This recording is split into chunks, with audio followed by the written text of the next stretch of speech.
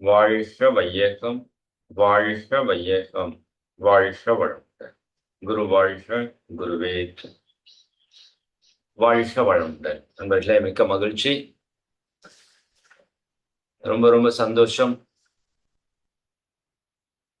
ஆனந்த யோகா பயிற்சியில இவ்வளவு அன்பர்கள், அதுவும் குறிப்பா அதிகாலை வேலையில நாம இணைஞ்சிருக்கிறோம். வாழ்த்துக்கள். 12 மணி நிகழ்வுலையும் அன்பர்கள் இணைந்திருக்கிறாங்க. ரொம்ப மகிழ்ச்சி. சரி, இப்போ நாம முதல் நாள் நிகழ்வுக்குள்ள செல்வோம்.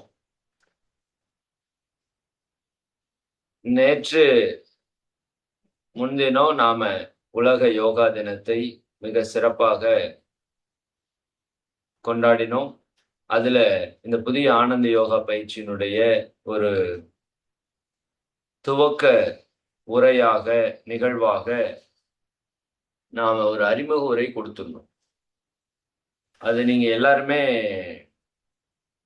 முழுமையாக கேட்டு பயன்பெற்றிருப்பீங்கன்னு நினைக்கிறேன். யாராவது அந்த உரையை கேட்கறதுக்கு தவறி இருந்தீங்க அப்படின்னா, நீங்க எல்லா வாட்ஸ்அப் குரூப்லயும் அந்த உரையை நாம போட்டிருக்கிறோம். நீங்க நிச்சயமா அந்த உரையை முழுமையாக கேட்டு பயன்பெறுங்க. ஏன்னா அதுல கேட்கும்போது தான் உங்களுக்கு ஒரு புரிதல் தெளிவாக இருக்கும். ஒரு சிலர் அதுக்கப்புறம் கூட நீங்க சேர்ந்திருக்கலாம். வருகின்ற 25ஆம் தேதி வரைக்கும் நம்முடைய சேர்க்கையை நம்ம அதிகப்படுத்தி இருக்கிறோம். அந்த வாய்ப்பை பயன்படுத்தி கொள்ளுங்க. மிக முக்கியமாக அந்த உரையை நீங்க எல்லாருமே தெளிவா கேட்டுருங்க. சரிங்களா? அந்த உரையில நாம சொன்ன சாரத்தை இப்போ ஒரு 5 நிமிடம் சொல்லிட்டு நாம இந்த யோக பயிற்சி நிகழ்வை இன்னைக்கு தொடர இருக்கிறோம். இன்னைக்கு எந்த ஒரு யோக பயிற்சியையும் நீங்க செய்ய போறதில்ல. சரிங்களா? அதனால ஃப்ரீயா ஜாலியா இருங்க. ஏன்னா நம்ம 25ஆம் தேதி வரைக்கும் சேர்க்கை சொல்லி இருக்கிறதுனால இந்த வகுப்பும் இதற்கு அடுத்த வகுப்பும் முழுக்க முழுக்க ஒரு ஸ்பீச் சிந்தனை உரையாகத்தான் இருக்கும். பிராக்டிக்கல் செஷனா இருக்காது. சரிங்களா? அதற்கு அடுத்த வகுப்புல இருந்து தான் உங்களுக்கு பிராக்டிக்கலா பயிற்சிகளை நாம கொஞ்சம் கொஞ்சமா சொல்லித்தர போறோம். அதனால ஃப்ரீயா ரிலாக்ஸா ஜாலியா இருங்க. சரிங்களா? ஓகே. ஆனா முழு ஃபோக்கஸா இருங்க. அது ரொம்ப ரொம்ப முக்கியம். அதாவது நாம 2 பேட்சா வச்சதுக்கு காரணமே, ஒர்க்குக்கு போறவங்களும் இதை அட்டன் பண்ணணும், வீட்டில் இருக்கிறவங்களும் அட்டன் பண்ணணும் அப்படிங்கிறதுனால தான் 2 பேட்சா நம்ம வச்சோம். அதனால எந்த ஒரு பேட்ச்ல நீங்க கலந்துக்கிறப்போ முழு கவனத்தோட இந்த பயிற்சியை அட்டன் பண்ணுங்க. ஆக்சுவலா இந்த யோக பயிற்சி அப்படிங்கிறது என்ன அப்படின்னா, நீங்க சிம்பிளா இதனுடைய தன்மையை புரிஞ்சுக்கிறதுக்காக சொல்றேன். அதாவது நீங்க கோவிலுக்கு சென்று அல்லது சர்ச்சுக்கோ, தேவாலயங்களுக்கோ அல்லது மசூதிக்கோ சென்று என்ன நீங்க செய்யறீங்க அப்படின்னா, இறை வழிபாடு செய்கிறோம். கரெக்டுங்களா? இப்ப அந்த இறை வழிபாடு தான் நாம செய்ய போறோம். சரிங்களா? பட் அத தெளிவா தெரிஞ்சு உணர்ந்து செய்ய போறோம். அவ்வளவுதான்.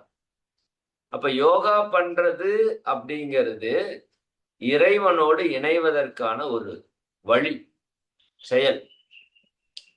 இப்ப நம்ம கோவிலுக்கு போனா என்ன ஒரு முக்கியத்துவம் நம்ம கொடுப்போமோ, அதே முக்கியத்துவம் நீங்க இந்த யோகா தியான பயிற்சிகளுக்கு கொடுக்கும். ஏன்னா இந்த யோகத்தை பதஞ்சலி மகான் அஷ்டாங்க யோகமாக வடிவமைக்கிறார். இந்த யோக பயிற்சியில 8 அங்கங்கள் இருக்கிறது. அதிலே இயமம், நியமம், ஆசனம், பிராணாயாமம் என்று முதல் 4 ஸ்டேஜ். அதை பற்றியெல்லாம் பின்னாடி விளக்கம் சொல்றோம். அதற்கு அடுத்த 4 ஸ்டேஜ் பிரத்யாகாரா, தாரணா, தியானம், சமாதி. அப்ப யோகத்தினுடைய தன்மை என்ன அப்படின்னா, ஹையஸ்ட் ஸ்டேஜ் என்ன தெரியுங்களா? சமாதி. சமாதி அப்படின்னா ஏதோ இறந்ததுக்கு அப்புறம் வைக்கிறது அல்ல. சரிங்களா? சமம் கூட்டல் ஆதி. ஆதி என்றால் இறைவன் என்று அர்த்தம். சரிங்களா? அகர முதல எழுத்து எல்லாம் ஆதி பகவன் முதற்றே உலகு. ஆதினா எல்லாவற்றுக்கும் மூலமானது. அப்ப எல்லாவற்றுக்கும் மூலமான அந்த இறைவனுக்கு சமமாக நாம் இருக்கக்கூடிய நிலைதான் சமாதி நிலை என்று நம்ம முன்னோர்கள் சொல்கிறார். அப்ப அந்த இறைவனுக்கு சமமாக இருந்து இறைத்தன்மையை உணரக்கூடிய ஒரு நிலையை தான் இந்த யோக பயிற்சி நமக்கு வழங்குது. புரியுதுங்களா? நம்ம கோவிலுக்கு எதுக்காக போறோம்னா, நம்ம ஆன்மாவை இறைவனோடு லயப்படுத்தக்கூடிய இடம்தான் ஆலயம். நல்லா புரிஞ்சுக்கணும். சரிங்களா? சும்மா கோயில் கோயில்னு போறது இல்ல. இந்த கோயிலோட தாத்பரியம் மிகப்பெரிய விஷயம். ஆன்மா, நாமெல்லாம் ஆன்மா இறைவனோடு லயமாகணும். அதுக்காகத்தான் வந்திருக்கிறோம். சரிங்களா? அப்ப அந்த லயம் ஆகும்போது நாம பெறக்கூடிய இன்பம் பேரின்பம். பேரின்பம் அது. சரிங்களா? அந்த பேரின்பத்தை அனுபவிக்க நம்ம வந்திருக்கிறோம். அந்த பேரின்பத்தை அனுபவிக்கிறதுக்கான வழியை காட்டுற இடம் தான் கோவில். கோ என்றால் இறைவன் என்று அர்த்தம். வில் என்றால் இல்லம் என்று அர்த்தம். இறைவன் இருக்கின்ற இடம் என்று அர்த்தம். சரிங்களா? சரி, இதெல்லாம் நிறைய விஷயம் இருக்குது. அப்ப நான் உங்களுக்கு என்ன ஒரு ரெக்வெஸ்ட் கேட்கிறேன் அப்படின்னா, இந்த வகுப்புக்கு நீங்க வரும்போது ஒரு கோவிலுக்கு வரக்கூடிய தன்மையில நீங்க எல்லாம் வரணும். சரிங்களா? உங்க வீட்டையே இன்னும் ஒரு 6 மாதத்துக்குள்ள ஒரு கோவிலாக மாற்றிடுவோம். சரிங்களா? உங்க வீடு என்பது மகரிஷி சொல்லுவாங்க, ஒவ்வொரு இல்லமும் அறிவு திருக்கோவிலாக மலர வேண்டும். ஒவ்வொரு மனிதனும் தெய்வீக மனிதனாக மலர வேண்டும். இதுதான் மகரிஷியோடைய கருத்து, நோக்கம். அப்போ ஞானிகள் நமக்கு நிறைய ஞானங்களை போதிக்கிறாங்க. சரி, அந்த விதத்துல நாம் அதற்கு முழு தகுதியாக நம்மை மாற்றிக்கொண்டு இந்த நிகழ்வுல நீங்க கலந்துக்கணும்னு ஒரு ரெக்வெஸ்ட் வச்சுக்கிறோம். சரி, இது ஒரே நாள்ல பண்ண முடியாது. சரிங்களா? போக போக நீங்க இதனுடைய புனிதத்தன்மையை உணர்ந்துக்குவீங்க. தியானம் என்பது இறைவனை உங்களுக்குள் பார்ப்பதற்கான ஒரு வழி. சரிங்களா? இறைவன் எங்க இருக்கிறான்னா, இறைவன் எங்குமே இருக்கிறார். சரிங்களா? இறைவன் நமக்குள்ள இருக்காரா? இருக்கார். அதனாலதான் கடந்து உள்ளே சென்றால் கடவுளை காணலாம்னு சொன்னாங்க. கடவுள் அப்படின்னு சொன்னாங்க இல்லையா? இந்த கடவுள் அப்படின்னா உள்ளே கடந்து செல் என்று அர்த்தம். கடவுள். அதே மாதிரி ஆங்கிலத்துல டிவைன் அப்படின்னு ஒரு வார்த்தை இருக்கு. டைவ் இன். டைவ் இன், உள்ள நீ டைவ் அடி. காட் அப்படின்னு ஒரு வார்த்தை இருக்கு. ஜிஓ, கோ. டீனா டீப். கோ டீப், உள்ள ஆழமாக போன அர்த்தம். அப்ப எல்லா வார்த்தைகளும் என்ன சொல்லுது? உனக்கு உள்ளதா இருக்கிறார் கடவுள். எங்கும் இருக்கிறார் கடவுள். அதுல மாற்று கருத்து இல்லை. பட் உனக்குள்ளேயும் கடவுள் இருக்கார். நீ உள்ள போனேன்னா கடவுளை உணரலாம் அப்படின்னு சொன்னாங்க. சரிங்களா? சரி, ஏன் நான் கடவுளை உணரணும்? சார், நான் வந்தது என்னத்துக்காக? எனக்கு உடம்புல பிரச்சனை இருக்குதுன்னு வந்தேன். எனக்கு மனசுல பிரச்சனை இருக்குதுன்னு வந்தேன். பொருளாதாரத்துல பிரச்சனை இருக்குதுன்னு வந்தேன். உறவுகள்ல சிக்கலா இருக்குது, எப்படி சரி பண்ணன்னு தெரியலன்னு யோகாவுக்கு வந்தா. நீங்க ஏதோ கடவுளை உணரலாம், ஆலயத்துக்கு போகலாம், ஆன்மாலயம் ஆகலான்னு என்னென்னவோ பேசிட்டு இருக்கீங்க. நல்லா புரிஞ்சுக்கோங்க. உங்களுக்கு வர்ற இந்த சின்ன சின்ன சிக்கல் எல்லாத்துக்கும் காரணம் என்ன தெரியுமா? நாம கடவுள் தன்மை உணராததுதான், அல்லது நம்மை உணராததுதான். சரிங்களா? அப்ப நம்மையோ கடவுளையோ நம்ம உணரும் போது நம்ம வாழ்க்கையில் இருக்கிற எல்லா துன்பங்களிலிருந்தும் நாம விடுபடுவோம். புரியுதா உங்களுக்கு?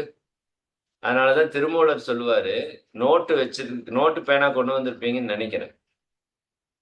நோட்டு பேனா கொண்டு வந்திருந்தா நிச்சயமா இந்த வார்த்தையை, முதல் வார்த்தையை எழுதிக்கோங்க. சரிங்களா? தன்னை அறிய தனக்கொரு கேடில்லை. திருமூலர் 3000 ஆண்டுகளுக்கு முன்னாடி எழுதி வச்சுட்டு போயிட்டார். என்ன சொல்றாரு? தன்னை அறிய தனக்கு ஒரு கேடும் இல்லை. 2வது வரியில சொல்றாரு, தன்னை அறியாமல் தானே கெடுகின்றார். இதுதாங்க. இவ்வளவுதான். இதுக்கு மேல சொல்றதுக்கு எதுவுமே இல்லை. சரியா? நமக்கு ஒரு தீங்கு வருது, துன்பம் வருது அப்படின்னா நமக்கு யாரை பற்றி தெரியல. நாம உங்களுக்கு அறிமுக உரையில உங்களுக்கு சொன்னோம். சரியா? சாம்பார் வைக்கிற அறிவில்லாதவங்க சாம்பார் வச்சா சாம்பார் துன்பத்தை கொடுக்கும். சாம்பார் வைக்கிற அறிவோட ஒருத்தவங்க சாம்பார் வச்சா சாம்பார் இன்பத்தை கொடுக்கும். அப்ப சாம்பார் இன்பத்தை கொடுக்கணுமா துன்பத்தை கொடுக்கணுமான்னு தீர்மானிக்கிறது உங்களுடைய அறிவுதான். நல்லா புரிஞ்சுக்கோ.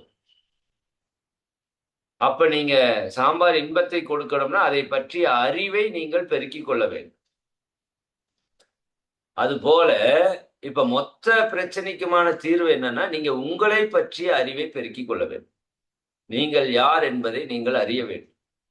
தன்னை அறிய நம்மளை பற்றி நமக்கு தெரியல. உண்மையா சொல்ல போனா சரிதானுங்களா?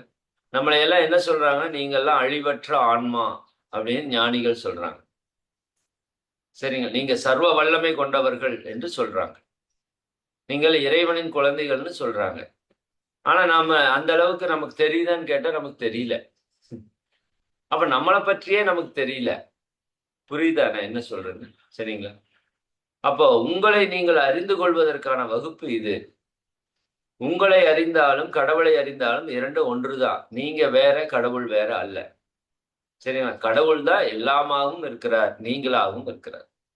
சரிங்களா? இதெல்லாம் பின்னாடி நீங்க ஆழமா தெரிஞ்சுக்கு போகக்கூடிய விஷயம். அதனால இந்த கோவிலுக்கு செல்வதோட நோக்கம் என்னன்னா, நாம இறைவனை உணரணும், பேரின்பத்தை அடையணும். அப்படி அடையும் போது என்ன ஆகும் அப்படின்னா, நம்முடைய கர்ம வினைகள் எல்லாம் கழிஞ்சு போயிடும். நாம தெரிந்தோ தெரியாமலோ, அறிந்தோ அறியாமலோ நிறைய தவறுகளை செய்திருக்கிறோம். நல்லா புரிஞ்சுக்கோங்க. அந்த தவறுகளிலிருந்து நாம விடுதலை ஆகி வரணும் அப்படின்னா அதற்கு ஒரே வழிதான், நாம இறைவனோடு இணையணும். இறைவன் மிகவும் பரிசுத்தமானவர். சரிதானுங்களா? இந்த மழை பெய்யுதுல்ல, மழை பெஞ்சு தண்ணி வருது, அந்த தண்ணி ஆற்றுல ஓடுது. ஆற்றுல ஓடும் போது அதுல நிறைய குப்பைகள் கழிவுகள் எல்லாமே நம்ம கலந்து விடுறோம் இல்லையா? அப்ப அந்த ஆறு கெட்ட ஆறாக மாறுது. கூவ நதி மாதிரி மாத்தி விட்டுறோம். பட் அது ஒரு நாள் போய் கடல்ல கலக்குது பாருங்க. அந்த கடல்ல கலக்கும் போது அந்த ஆறு தூய்மையாய் விடுது. நல்லா புரிஞ்சுக்கோ. ஆறு நமக்கு பார்க்கறதுக்கு பெருசு, ஆனா கடல் கூட கம்பேர் பண்றப்ப ஆறு ஒரு சாதாரண விஷயம். அப்ப ஆறு கடலில் கலக்கும் போது அந்த பிரம்மாண்டத்தோடு இணையும் போது தன்னை அது தூய்மைப்படுத்திக் கொள்ளுது. சரிங்களா? அது போல நாம எவ்வளவுதான் தவறுகள் துன்பங்கள் செய்து வச்சிருந்தாலும், கர்மா வச்சிருந்தாலும், நாம இறைவனோடு இணையும் போது நம்முடைய கர்ம வினைகள் எல்லாம் கழிஞ்சு போயிடும். சரிதானா? அதற்கான வழியை காட்டக்கூடிய இடம் இந்த இடம். அதனால இந்த யோகம் என்பது நீங்கள் இறை வழிபாடு செய்வதற்கு சமமான ஒரு விஷயம். தியானம் என்பது நீங்க கோவிலுக்கு போனா ஒரு 5 நிமிஷம் உட்கார்ந்துட்டு வாங்கன்னு சொல்லுவாங்க. கேள்விப்பட்டிருக்கீங்களா? கோயிலுக்கு போனா கடைசியா சாமியெல்லாம் கும்பிட்டுட்டு வந்து ஒரு 5 நிமிஷம் உட்கார்ந்து எந்திரிச்சுட்டு போங்கன்னு சொல்லுவாங்க. எதுக்காக அப்படி சொல்றாங்க அப்படின்னா, நீங்க அங்க உட்கார்ந்து தியானம் பண்ணணும். சரிங்களா? முதல் கோயில் போறதோட பர்பஸ் நீங்க நல்லா புரியணும். சரிங்களா? அப்போ உங்க மனதை நீங்க ஒருநிலைப்படுத்துவதற்கு தான் கோயிலுக்கே போறீங்க. ஆனா நிறைய பேருக்கு எதுக்கு கோயிலுக்கு போறோம்னு நமக்கே தெரியுது. நல்லா புரிஞ்சுக்கோங்க. சென்ற வகுப்புல உங்களுக்கு ஒரு விஷயத்த சொல்லியிருந்தோம். நாம மகிழ்ச்சியா இருக்கணும்னு விரும்புறோம். ஆனா மகிழ்ச்சியா இருக்கிறதுக்கு என்ன தேவைங்கிறது நமக்கு தெரியல. நீங்க எல்லாம் எழுதிட்டு வந்திருப்பீங்கன்னு நம்புறோம். சென்ற வகுப்பை நீங்க அட்டன் பண்ணியிருந்தா, அறிமுக உரை நீங்க அட்டன் பண்ணியிருந்தா, உங்களுக்கு அதுல ஒரு தெளிவு கிடைச்சிருக்கும். சரிங்களா? அப்ப நீங்க மகிழ்ச்சியா இருக்கிறதுக்கு என்ன வேண்டும் என்பதை நீங்கள் எழுதி கொண்டு வாங்கன்னு சொல்லியிருந்தேன். எவ்வளவு பேர் எழுதியிருக்கீங்கன்னு தெரியல. எல்லாரும் எழுதியிருப்பீங்கன்னு நம்புறோம். இங்க சொல்றதெல்லாம் உங்களை வீட்டுல யாரும் செக் பண்ண முடியாது. அதனால இது சொல்றத சின்சியரா நீங்க செஞ்சுட்டு வந்தீங்கன்னா தான் முழு பலனை நீங்க அனுபவிக்க முடியும். சரிங்களா? சரி. அதுல நிறைய பேர் நிறைய விஷயங்கள் எழுதியிருப்பீங்க. நான் ஒரு 10 விஷயத்த உங்களுக்கு சொல்றேன். அதை நீங்க தெளிவா நோட் பண்ணிக்கோங்க. அதுல நீங்க சொன்னதுல அது இருக்குதான்னு செக் பண்ணுங்க. இல்லாட்டி இதை ஆட் பண்ணிக்கோங்க. சரிங்களா? இப்போ நாம மகிழ்ச்சியா இருக்கிறதுக்கு என்ன வேணும்?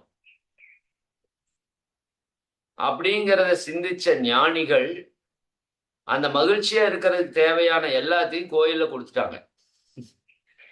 சரிங்களா? இறை வழிபாட்டுல வச்சிருக்காங்க. நாம அது தெரியாம பண்ணிட்டு இருக்கோம். அத பத்தி என்னன்னு பார்ப்போம். சரிங்களா? முதல்ல உங்களுக்கு தெரிய வேண்டிய முதல் விஷயம் என்னன்னா, நாம் எல்லாரும் 100% மகிழ்ச்சியா இருக்க விரும்புறோம்.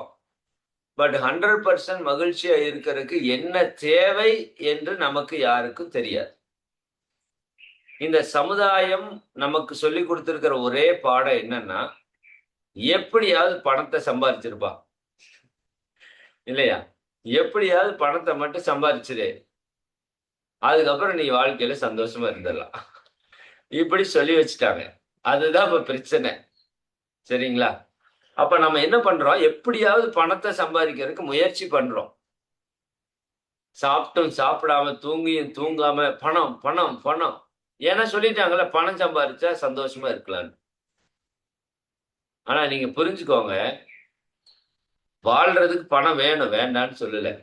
ஆனா பணத்த மட்டும் நீங்க பெருக்கிட்டே போய் சந்தோஷமா இருக்க முடியுமான்னு கேட்டா, நிச்சயமா முடியாது. சரிங்களா? கவனமா இருங்க. சரியா? பொருள் நிச்சயமா வேணும். பொருளாதாரத்துல நீங்க நல்ல நிலைக்கு வரணும். அதுல மாற்று கருத்து இல்ல. ஆனா பொருள மட்டுமே வச்சுட்டு நான் சந்தோஷமா இருப்பேன்னு இன்னைக்கு உலகத்துல யாருமே இல்ல. இதெல்லாம் புரிஞ்சுக்கணும். சரிங்களா? நம்ம முன்னாள் முதலமைச்சர் ஜெயலலிதா அம்மா உங்களுக்கு எல்லாருக்குமே தெரிஞ்சவங்க. அதனால அவங்கள சொல்றேன். அவங்களுக்கு இல்லாத பணமா? அவங்களுக்கு இல்லாத பெயரா? அவங்களுக்கு இல்லாத புகழா? சரிதானே? யோசித்து பாருங்க. அவங்க முழுசா மகிழ்ச்சியா வாழ்ந்தாங்கன்னு நெனைக்கிறீங்களா? சரியா? இப்படி உதாரணத்துக்கு நான் சொல்றேன். நீங்க பலர எடுத்துக்கோங்க.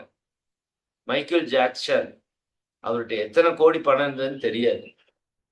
அவர பார்த்துக்கறதுக்கு 11 மருத்துவர்கள் உலகத்தின் தலை சிறந்த மருத்துவர்கள் குழு இருந்தது. சரிங்களா? இருந்தாலும் அவர நீண்ட நாள் வாழ வைக்க முடியல. ஸ்டீவ் ஜாப்ஸ், ஆப்பிள் கம்பெனியினுடைய ஓனர்.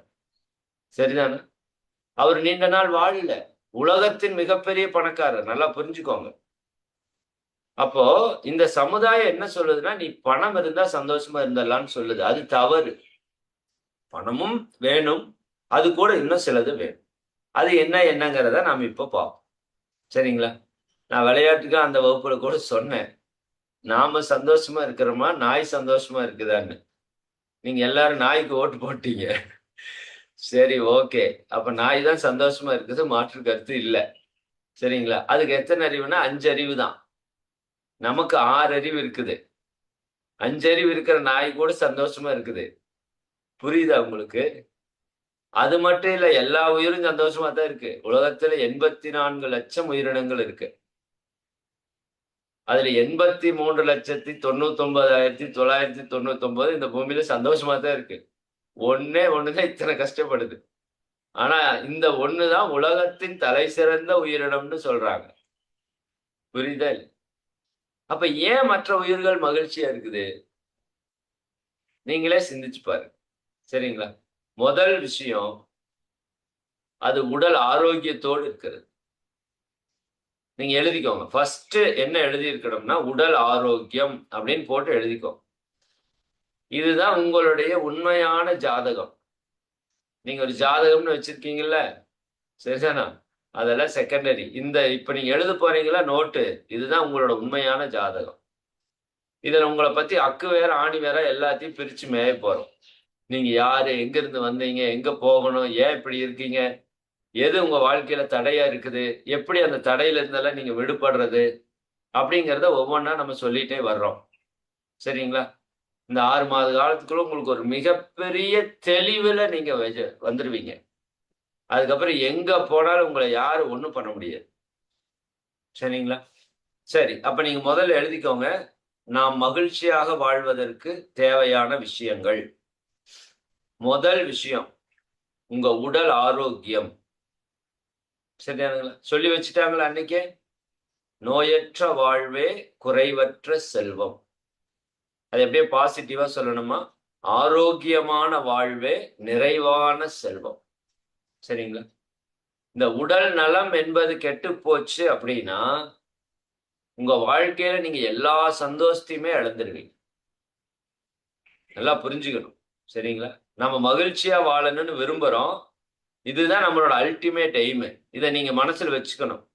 நாம எப்பவுமே சந்தோஷமா, மகிழ்ச்சியா, ஆனந்தமா வாழணும்னு விரும்புறோம். அதுக்கு என்ன தேவைன்னா, முதல் தேவை உங்க உடல் ஆரோக்கியமாக இருக்க வேண்டும். ஏன்னா இந்த உடல் ஆரோக்கியம் கெட்டு போச்சு அப்படின்னா உங்களால நிச்சயமா சந்தோஷமா இருக்க முடியாது. நீங்களே யோசிச்சு பாருங்க. சரிங்களா? உடல் ஆரோக்கியம் மட்டும் இல்ல. ஒரு தலைவலி வந்துருச்சு அல்லது ஒரு காய்ச்சல் வந்துருச்சு. சரிதானா? அப்படி இருக்கிறீங்க அப்படின்னா, எது உங்களுக்கு மகிழ்ச்சி குடுக்கும்? நல்லா சாப்பிட முடியுமா உங்கனால? நான் அடிக்கடி சொல்லுவேன். திருப்பதி லட்டு இப்ப குடுத்தா சாப்பிட்டா சூப்பரா இருக்கும், இன்பமா இருக்கும், மகிழ்ச்சியா இருக்கும். இதே காய்ச்சல் வர்றப்ப குடுத்தா, அது துன்பமா இருக்கும், கசப்பா இருக்கும். புரியுதா உங்களுக்கு? திருப்பதி லட்டு அதே லட்டு தான். சரியா? ஆனா அத சாப்பிடுற உங்க உடம்பு நல்லா இல்ல. உங்க உடம்பு நல்லா இருந்தா தான் திருப்பதி லட்டு மகிழ்ச்சியும் குடுக்கும். உங்க உடம்பு கெட்டு போச்சுன்னா, அதே லட்டு கசப்பை கொடுக்கும். புரிஞ்சுதா உங்களுக்கு? திருப்பதி லட்டு மட்டுமல்ல, உங்களுக்கு இந்த வாழ்க்கையில எல்லாமே அப்படித்தான். உங்க உடம்பு நல்லா இல்ல. டிவி பார்க்க முடியுமா? ஜாலியா உட்கார்ந்து ஒரு படம் பார்ப்பீங்களா? சினிமாக்கு போவீங்களா? சரிதானுங்களா? முடியாது. நல்ல பாட்டு கேட்க முடியுமா? கேட்க முடியாது. இல்ல வெளிய டூர் முடியுமா? உடம்பு சரியில்ல. முடியுமா? முடியாது. சரி நீங்க எல்லாரும் சொல்றீங்கல்ல, பணம், பணம், பணம். பணம் சம்பாதிக்க முடியுமா? உடம்பு சரியில்லைன்னா? வேலைக்கு முடியுமா? சம்பாதிக்க முடியுமா? முடியாது. அப்ப குடும்ப கடமை செய்ய முடியுமா? முடியாது. சம்பாரிச்ச பொருள அனுபவிக்க முடியுமா? முடியாது. எத்தனை உறவுகள் இருந்தாலும், உங்க உடம்பு சரியில்லைன்னா உங்களுக்கு அவங்க சந்தோஷத்த குடுக்க முடியுமா? சொல்லுங்க. பண்ண முடியாது. சரிதானா? உங்க உடம்பு மூலமா தான் நீங்க சந்தோஷத்த அனுபவிச்சுட்டு இருக்கீங்க. நல்லா புரிஞ்சுக்கணும். அப்ப நீங்க சந்தோஷமா வாழ்றதுக்கு முதல் தேவை என்னன்னா, உடல் ஆரோக்கியம். இதுதான் ஃபர்ஸ்ட் பிரிஃபரன்ஸ் குடுக்கணும். சரிங்களா? நான் உங்களுக்கு எல்லாம் ஒரு பெரிய அவேர்னஸ் குடுக்க விரும்புறேன். இங்க இருக்கிறவங்கல எவ்வளோ பேர்கிட்ட ஒரு 100 கோடி சொத்து இருக்கும். என்னப்பா இப்படி ஒரு கேள்வி கேட்டுட்ட? 100 கோடி சொத்து இருந்தா நாங்க எதுக்கு இந்த கிளாஸுக்கு வர்றோம்? நாங்க உங்கள ஃபோன் பண்ணி எங்க இடத்துக்கு வர சொல்லி பயிற்சி நடத்த சொல்லுவோம்ல. இல்லையா? சரி. 100 கோடி யார்கிட்டயும் இல்ல. இல்லையா? இதுல நீங்க சேட் பண்ண தெரிஞ்சவங்க சேட் பண்ணலாம். சரியா? சேட் பண்ண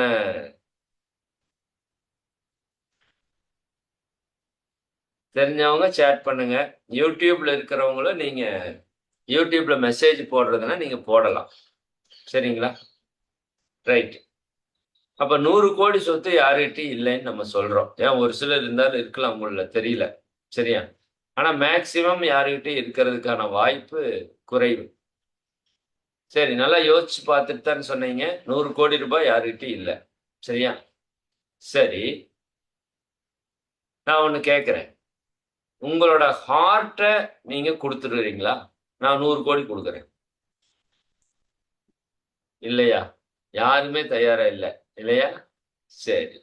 200 கோடி குடுத்தா குடுப்பீங்களா? ஆஹா, வாய்ப்பில்ல. 500 கோடி குடுத்தா? ஆஹ. 1000 கோடி? ஆஹ. எவ்வளவு குடுத்தா குடுப்பீங்க? எவ்வளவு குடுத்தாலும் குடுக்க மாட்டோம். குடுக்க மாட்டீங்கல்ல? சரியா?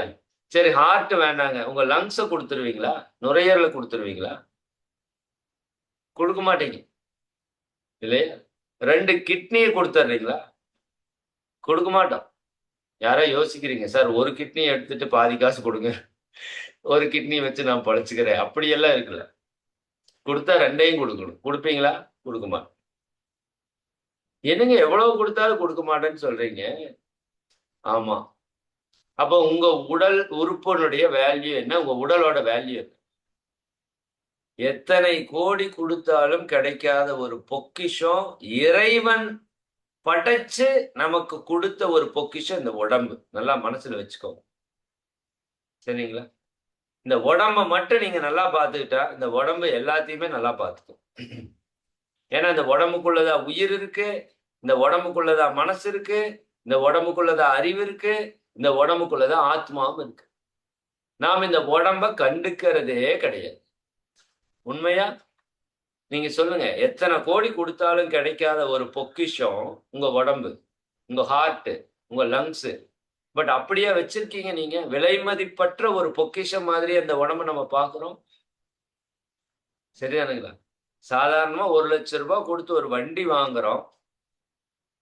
அந்த வண்டிய கரெக்ட்டா துடைக்கிறோம், கரெக்ட்டா பெட்ரோல் போடுறோம், கரெக்ட்டா ஆயில் ஊத்துறோம், கரெக்ட்டா சர்வீஸ்க்கு விட்டு எடுக்கிறோம், கரெக்ட்டா ஏர் பிடிச்சு வைக்கிறோம். வைக்கிறீங்களா இல்லையா? சரிதானுங்க. ஒரு ₹1,00,000 கொடுத்துற வண்டிய அப்படி மெயின்டெயின் பண்றீங்களே, எத்தனை கோடி கொடுத்தாலும் கிடைக்காத இந்த வண்டிய யாராவது மெயின்டெயின் பண்றீங்களா? எந்த மெயின்டெனும் கிடையாது. கண்டத திங்கிறோம். கண்ட நேரத்துல தூங்குறோம். கண்டத நினைக்கிறோம். சரிதானுங்க. யோசிச்சு பாருங்க.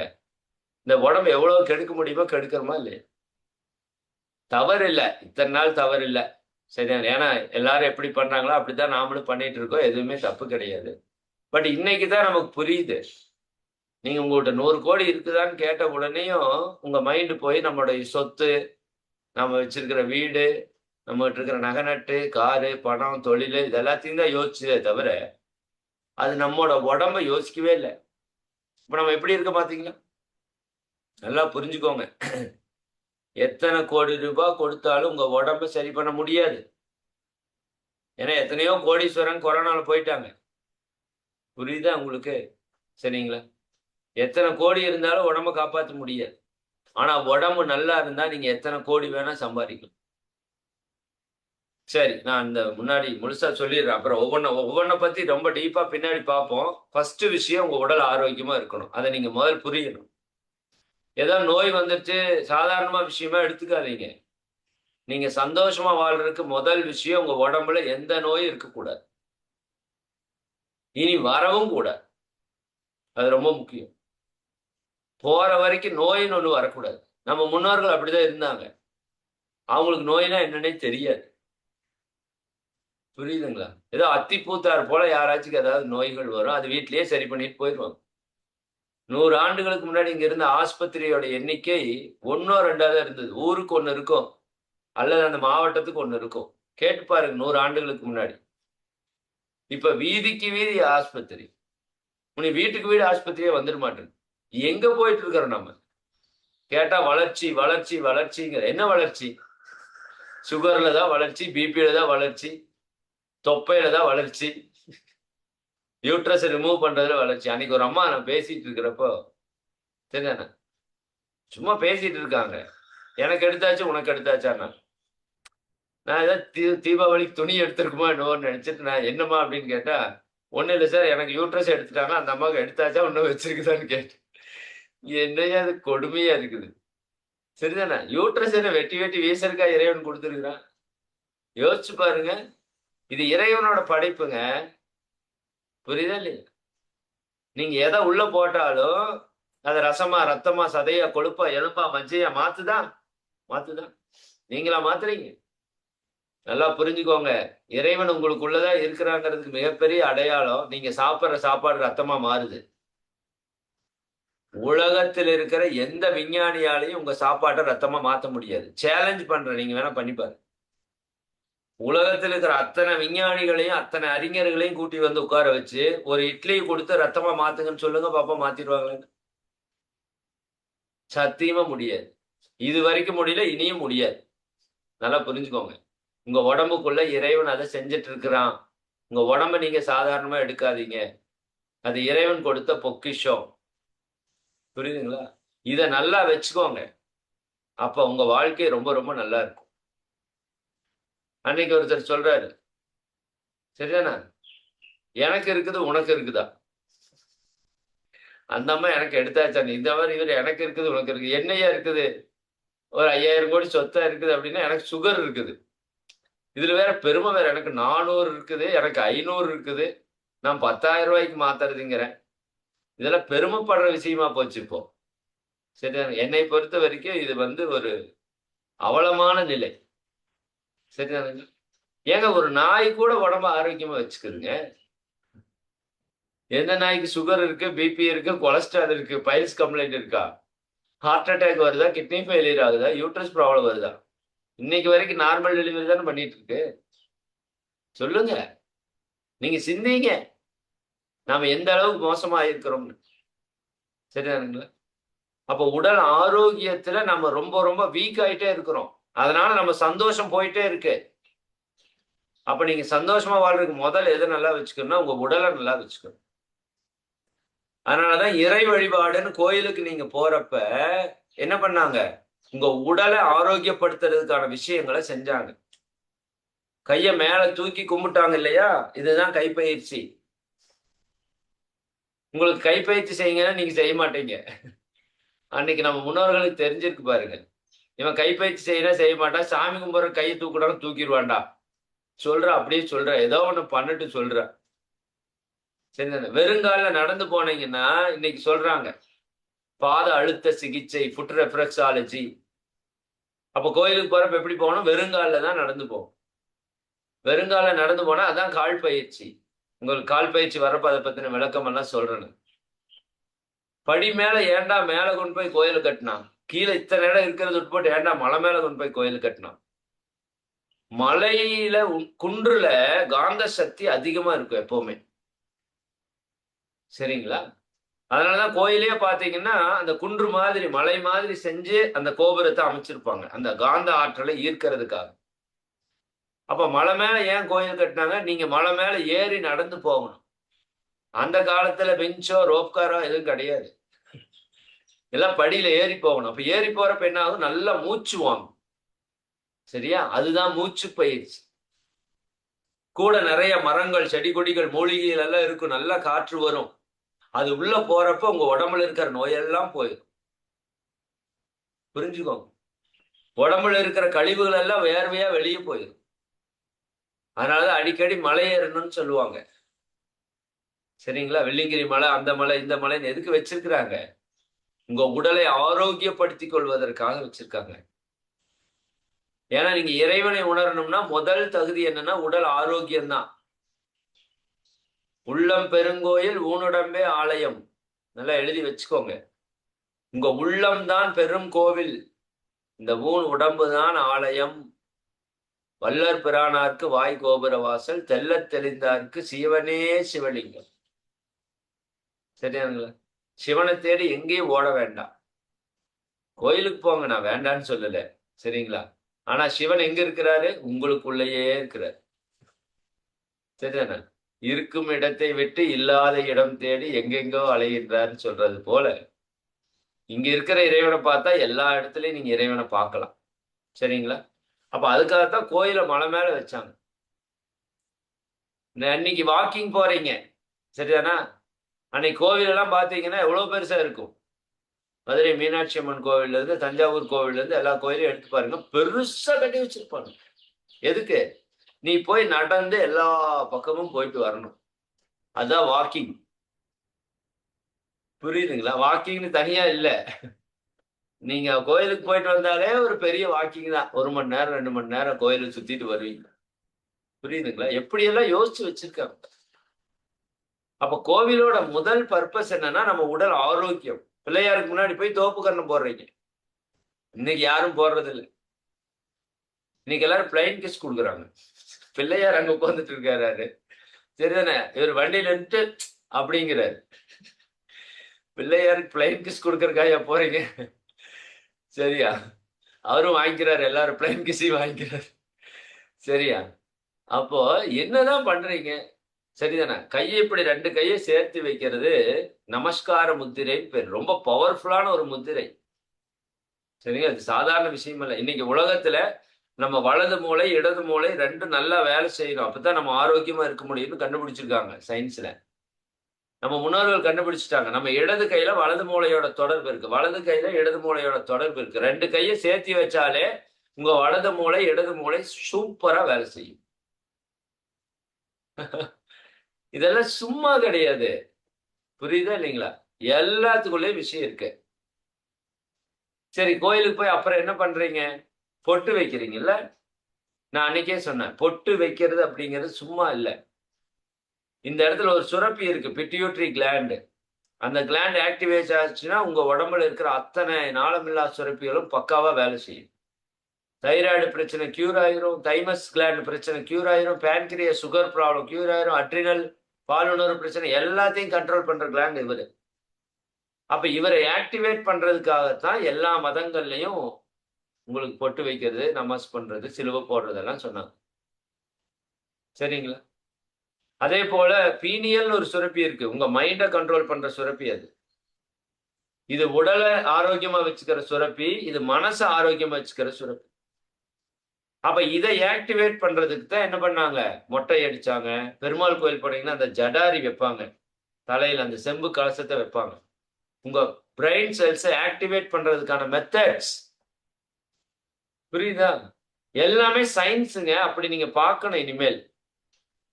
சரியா? திருநீர் வச்சா கெட்ட நீர் எடுத்துரும். குங்குமம் வச்சீங்கன்னா கிருமி பக்கத்தால வராது. நாம மஞ்சள் தேய்ச்சி குளிச்சுட்டு இருந்த வரைக்கும் நமக்கு நோயே வரல. தெரியுமா பெண்களுக்கு? பிரஸ்ட் கேன்சர்னா என்னன்னு தெரியாது நமக்கு. ஏன்னா மஞ்சள் மிகப்பெரிய கிருமி நாசினி. மஞ்சள் தேய்ச்சி குளிச்சா எல்லாம் பட்டிக்காடுன்னு சொல்லி அவன் பொருளை பரப்புனான். நாமளும் நம்பிட்டோம். இப்ப யாரும் மஞ்சள் தேய்ச்சி குளிக்கிறது இல்ல. கெமிக்கல் சோப்பா போட்டு போட்டு உடம்பெல்லாம் தேய்க்கிறீங்க. சரியான சாப்பிட்றதெல்லாம் விஷமாயி போச்சு. எப்படி சந்தோஷமா இருக்கிறது? சரிங்களா?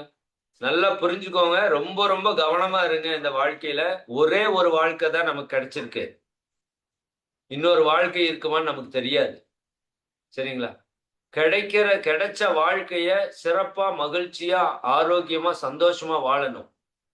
அதுக்கு தான் நம்ம முன்னோர்கள் இந்த ஞானத்தை நமக்கு கொடுத்துட்டு போயிருக்காங்க. சரி, அங்க போனா தீர்த்தம் கொடுக்குறாங்க கோயில்ல. வில்வ தீர்த்தமோ, துளசி தீர்த்தமோ ஏதோ ஒரு தண்ணி கொடுக்குறாங்கல்ல. சரிங்களா? அதுல மூலிகையில கலந்து நம்ம உடலை, மனசை ஆரோக்கியப்படுத்துறதுக்கான விஷயத்தை கொடுக்குறாங்க. கோவில்கள், நீ எந்த கோவில் போனீங்கனாலும் அது பிரபஞ்ச சக்தியை ஈர்க்கிற மாதிரி செட் பண்ணியிருக்காங்க. கோவில் அப்படிங்கிறது எனர்ஜி பேங்க். இப்ப நார்மல் பேங்க்குக்கு போனீங்கன்னா பணம் நிறைய இருக்கும். கோவிலுக்கு போனீங்கன்னா எனர்ஜி நிறைய இருக்கும். அதனாலதான் எந்த பெரிய ஆலயங்களுக்கு நீங்க போனாலும் உங்க மனசுக்கு ஒரு நிம்மதி, திருப்தி, அமைதி தானா வரும். கவனிச்சு பாருங்க. சரியா? என்ன காரணம்னா அங்க ஒரு பெரிய வைப்ரேஷனை செட் பண்ணி வச்சிருக்காங்க. அந்த வைப்ரேஷனுக்குள்ள போன உடனேயும் உங்க உடம்பு மனசெல்லாம் சந்தோஷம் வந்து உங்க மனசு அமைதியாயிரும். உங்களுக்கு ஆற்றல் அதிகமா இருக்க ஆரம்பிக்கும். அதனால கோயிலுக்கு போனா நீங்க நல்லா இருப்பீங்க. சரிதானே? அதனாலதான் சொன்னாங்க கோயில் இல்லாத ஊரில் குடியிருக்க வேண்டாம். சரிதானுங்களா? ஆலயம் தொழுவது சாலவும் நன்று. இதெல்லாம் சும்மா சொல்லல. பெரிய பெரிய விஷயம் இதுக்குள்ள இருக்கு. சரிங்களா? நான் மறுபடியும் சொல்றேன், இது ஏதோ இந்து கோயிலை மட்டும் நான் சொல்லல. எல்லா ஆலயங்களும் இதனோட அடிப்படையில தான் அமைக்கப்பட்டிருக்குது. சரிங்களா? எந்த மதமும் தாழ்ந்தது அல்ல. எல்லா மதமும் சமம் என்பதை நீங்க புரிந்து கொள்ளுங்க. எல்லாமே ஞானிகள் தான் உருவாக்குனாங்க. சரியா? சரி, அந்த விதத்துல சரி, இப்ப உடலை நல்லா வைக்கிறதுக்கான சில விஷயம் சொல்லிட்டாங்களா? அப்புறம் என்ன பண்ணாங்க கோவில்ல? 5 புலன்கள், நம்மளோட 5 புலன்கள் இருக்கு பாருங்க. இதுதான் நம்மள வந்து நல்லா வச்சுக்கிறது, இதுதான் நம்மள கெடுக்கிறது. இந்த கண்ணை பார்க்க வேண்டாம்னு சொன்னா செல்போன் எடுத்து பார்க்குது இல்ல? சொல்லுங்க. சரிங்களா? கண்ணு உங்க கட்டுப்பாட்டுல இருக்கா? இல்ல. அது கெட்டதை பார்க்காதீங்கன்னா கெட்டதை பார்க்குது. இந்த காது கெட்டதை கேட்காதுன்னா கெட்டது கேட்குது. இந்த வாய் இது ஒண்ணுதான் இருக்கு, ஆனா 2 வேலை பார்க்குது. எச்சா திங்காதீங்கன்னா எச்சா திங்குது. திங்குதா இல்லையா? சரிதானே? எச்சா பேசாதீங்கன்னா சௌரியத்துக்கு பேசுது. கோவப்படுது, டென்ஷன் ஆகுது, சண்டை போடுது. பண்ணுதா இல்லையா? உங்க வாய் உங்க கண்ட்ரோல் இருக்கா? இல்ல. உங்க வாய் நீங்க வாடகை கூட்டு வச்சிருக்கீங்க. எவனோ எடுத்து வேலை செஞ்சுட்டு இருக்கான். சரியா? அப்போ நம்மளோட 5 புலன்கள் இருக்குல்ல, இது நல்லதை செய்யணும். அப்பதான் நம்ம வாழ்க்கை நல்ல வழியில போகும். நல்லதை பார்க்கணும், நல்லதை கேட்கணும், நல்லதை பேசணும். புரியுதுங்களா? கெட்டதை பார்க்காத, கெட்டதை கேட்காத, கெட்டதை பேசாத. அப்படின்னு ஒரு 3 குரங்க மகாத்மா காந்திஜி வந்து உதாரணமா சொல்லியிருப்பாங்க. நிறைய பள்ளிக்கூடத்துல அது வச்சிருந்தாங்க. இப்ப பெருசா இருக்குதான்னு தெரியல. 3 குரங்கு இருக்கும். உன் மனசுங்கிறது ஒரு குரங்குப்பா. உன் மனசு மாதிரிதான் உன் வாழ்க்கை இருக்கும். சரிங்களா? மனம் போல வாழ்க்கை. அப்ப இந்த மனசு கண்ணு வழியா பார்க்கும். கெட்டத பார்க்காதப்பா. உள்ள போய் ரெக்கார்ட் ஆயிரும். கெட்டத கேட்காத, கெட்டத பேசாத, கெட்டத நுகராத, கெட்டத சிந்திக்காத, நல்லதா நினைப்பா, நல்லத பாரு, நல்லது நினை, நல்லது நடக்கும் சொன்னாங்களா? சரிங்களா? அப்போ இது எப்படி பழக்கப்படுத்துறது நல்லதை பார்க்கறதுக்கு? அதுக்கு தான் ஒரு சிலையை வடிவமைச்சு வச்சாங்க. சிலை வழிபாட்டுல ஊருப்பட்ட விஞ்ஞானம் இருக்கு. அது ஒரு நாள் தனியா பேசும். சரிங்களா? ஒவ்வொரு சிலைக்கும் ஒவ்வொரு பவர் இருக்கு. ஏன் அந்த கோவில் வழிபாட்டுல என்ன பண்றாங்க? நீங்க போய் சும்மா சிலைன்னு பார்க்கறது சிலை அல்ல. அதுக்குள்ள 1000 விஷயம் வச்சிருக்காங்க. அவங்க அபிஷேகம் பண்றதுல இருந்து அத்தனைக்கும் அங்க காரணம் இருக்கு. சரிங்களா? அப்ப இறைவனை காமிச்சிட்டாங்க. இறைவனை பார்க்கணும் நீங்க. உங்க கவனத்தை இறைவன் மேல திருப்பணும். புரியுதா உங்களுக்கு? கோவிலோட முக்கிய நோக்கம் என்ன? உங்க கவனத்தை இறைவன் மேல திருப்பணும். அப்ப என்ன பண்றாங்க? தீபாராதனை காமிக்கிறாங்க. சரியா? கண்ணை கண்ட இடத்துல பார்க்காத, இறைவன் பக்கம் திருப்பு, நல்லது பக்கம் திருப்பு. தீபாராதனை காமிச்சாங்களா? பாத்தீங்களா? உற்று பாத்தீங்களா? காதுல கண்டதை கேட்காதப்பா, அதுக்கு தான் மணி அடிக்கிறாங்க. இறைவன் பக்கம் திருப்பு. மூக்கு இதைய கண்டதை நுகராதப்பா, இறைவன் பக்கம் திருப்பு. நல்ல வாசனை, ஊதுபத்தி, பூக்களோட நறுமணங்கள். நாக்கு சரிதானா? அதுக்கு வந்து பிரசாதம். தோல் அதுக்கு தான் திருநீர், பொட்டு அல்லது பயிற்சி, கீழே படுத்து கும்பிடுறது. அப்ப 5 புலன்களையும் இறைவன் பக்கம் திருப்பி உன்னோட முழு கவனத்தையும் இறைவன் கிட்ட கொண்டு வா. கொண்டு வந்துட்டியா? சாமி கும்பிட்டுட்டியா? சரியா? அதுலயே பாருங்க, விநாயகர் வழிபாடு. சரி, நான் இதை பத்தி எல்லாம் பேசணும்னா ரொம்ப டைம் ஆயிடும். சரிங்களா? ஏன்னா இது இது வந்து ரொம்ப ரொம்ப ஒரு இன்ட்ரெஸ்டிங்கான சப்ஜெக்ட். கோவில் அப்படிங்கிறது பெரிய இன்ட்ரெஸ்டிங்கான சப்ஜெக்ட். சரிங்களா? அது நம்ம கையில் எடுத்தோம்னா அது போயிட்டே இருக்கும். சரி, அப்ப எல்லாத்தையும் இறைவன் பக்கம் திருப்பு. அதை விட ரொம்ப முக்கியம், கோவிலுக்குள்ள போன உடனேயும் நான் வந்து ஹிந்து தர்மத்துல இருந்து வந்திருக்கிறோம். ஆனா இப்ப நம்ம ஹிந்து தர்மத்தை சேர்ந்தவங்க இல்லை. இப்ப எல்லா தர்மங்களும் நம்ம தர்மம்னு புரிஞ்சுக்கிட்டோம். வள்ளலார் எடுத்தோடனே ஹிந்து தர்மத்துல வந்தாரு. அதுக்கப்புறம் எல்லாமே ஒன்று என்று புரிந்து கொண்டார். அதான் ஞானத்தினுடைய உச்சம். நீங்க உங்க மதத்துல இருங்க. உங்க மதத்துல என்ன சொல்லப்பட்டிருக்கோ அந்த கருத்தை நல்லா புரிஞ்சு அதை ஆழமா செயல்படுத்துங்க. எல்லா ஞானிகளும் சொன்னது நல்லது மட்டும்தான். சரிங்களா? எந்த ஞானியும் தப்ப சொல்லல. பட் அந்த ஞானியை பின்பற்றி வந்த நம்ம தான் சண்டை போட்டு கிடக்குறோம். என்ற சாமி பெருசு, உன்ற சாமி பெருசு. சரிதானுங்களா? எந்த சாமி பெருசு இல்லை, எந்த சாமி சிறுசு இல்லை. எல்லா சாமியும் ஒண்ணுதான். சரிங்களா? இந்த நிலைக்கு நீங்க பின்னாடி வருவீங்க. சரி, அப்போ நான் அந்த ஹிந்து தர்மத்திலிருந்து கொஞ்சம் வந்ததுனால எனக்கு அதை பத்தி கொஞ்சம் விளக்கங்கள் தெரியும். மற்ற தர்மங்களை பற்றி தெரிஞ்சுக்கிட்டு நான் உங்களுக்கு சொல்றேன். ஆனா எல்லாத்துலயும் ஒண்ணுதான் சொல்லியிருக்காங்க, வேற மாற்று கருத்து இல்லை. எல்லா மதமும் என்ன சொல்லுது? யாருக்கும் துன்பம் கொடுக்காதப்பா, முடிஞ்ச வரைக்கும் நல்லது செய், இவ்வளவுதான். இதுக்கு மேல ஒண்ணுமே கிடையாது வாழ்க்கை. யாருக்கும் துன்பம் கொடுக்காதீங்க, முடிஞ்சது நல்லது செஞ்சுட்டு போயிட்டே இருக்கு. அப்ப அப்படி நீங்க இருக்கிறதுக்கு உங்க உடம்பு மனசு நல்லா இருக்கும். புரியுதுங்களா? சரி, இந்த உடம்பு எதனால் ஆனது? பஞ்சபூதங்களால் ஆனதுன்னு சொல்றோம். நிலம், நீர், நெருப்பு, காற்று, விண். அப்ப இந்த பஞ்சபூத சக்தி தான் நம்ம உடம்புல இருக்கு. சரியா? அப்ப அந்த பஞ்சபூதங்களை நீங்க ஆற்றலை பெறுவதற்கு தான் கோவில்ல விநாயகர் வழிபாடுன்னு ஒண்ணு வச்சாங்க. விநாயகருக்கு என்னன்னு சொல்றீங்க? 5 கரத்தினை, 5 கரத்தினை, யானை முகத்தினை அப்படின்னு சொல்றீங்களே. 5 கரம் எது? நிலம், நீர், நெருப்பு, காற்று, விண். அப்ப நீங்க விநாயகரை வழிபடுவது என்பது பஞ்சபூதங்களை வழிபடுவதற்கு சமமானது. அப்ப பஞ்சபூத சக்தியை ஈர்த்துக்கொள்றீங்க. பாருங்க, கோயிலுக்குள்ள அந்த போயிட்டு 10 நிமிஷத்துல சுத்திட்டு வர்றங்கிறீங்களா? எத்தனை வேலை பண்ணி வச்சிருக்காங்க பாரு. அதுக்கு அடுத்து நவகிரகங்களுக்கு போறீங்க. நவகிரகங்கள் என்பது இன்னைக்கு விஞ்ஞானம் ஒத்துக்கொள்ளுது. இந்த கோள்கள்ல இருந்து ஒரு ஆற்றல் வருது. இன்னைக்கு சயின்ஸ் ஓகே பண்ணுது. எப்படி சூரியன்ல இருந்து ஒரு ஆற்றல் வந்து நம்ம உடம்புல ஒரு தாக்கத்தை ஏற்படுத்துதோ, நிலால இருந்து ஒரு ஆற்றல் வந்து நம்ம உடம்புல ஒரு தாக்கத்தை ஏற்படுத்துதோ, அது போல நம்மளோட நவகோள்கள் இருக்கு பாத்தீங்களா? சரிங்களா? சூரியன், புதன், சுக்கிரன், சந்திரன், செவ்வாய், குரு, சனி, ராகு, கேது. இந்த நவகோள்களோட ஆற்றல் நமக்கு வந்துட்டே இருக்கு எப்பவுமே. அப்ப அதையே நீங்க வணங்கும் போது அது உங்களுக்கு தீமை செய்யாது. ஆக்சுவலா எதுவுமே தீமை செய்யறது இல்ல. சரி, அதை பத்தி நம்ம தெளிவா பார்ப்போம் பின்னாடி.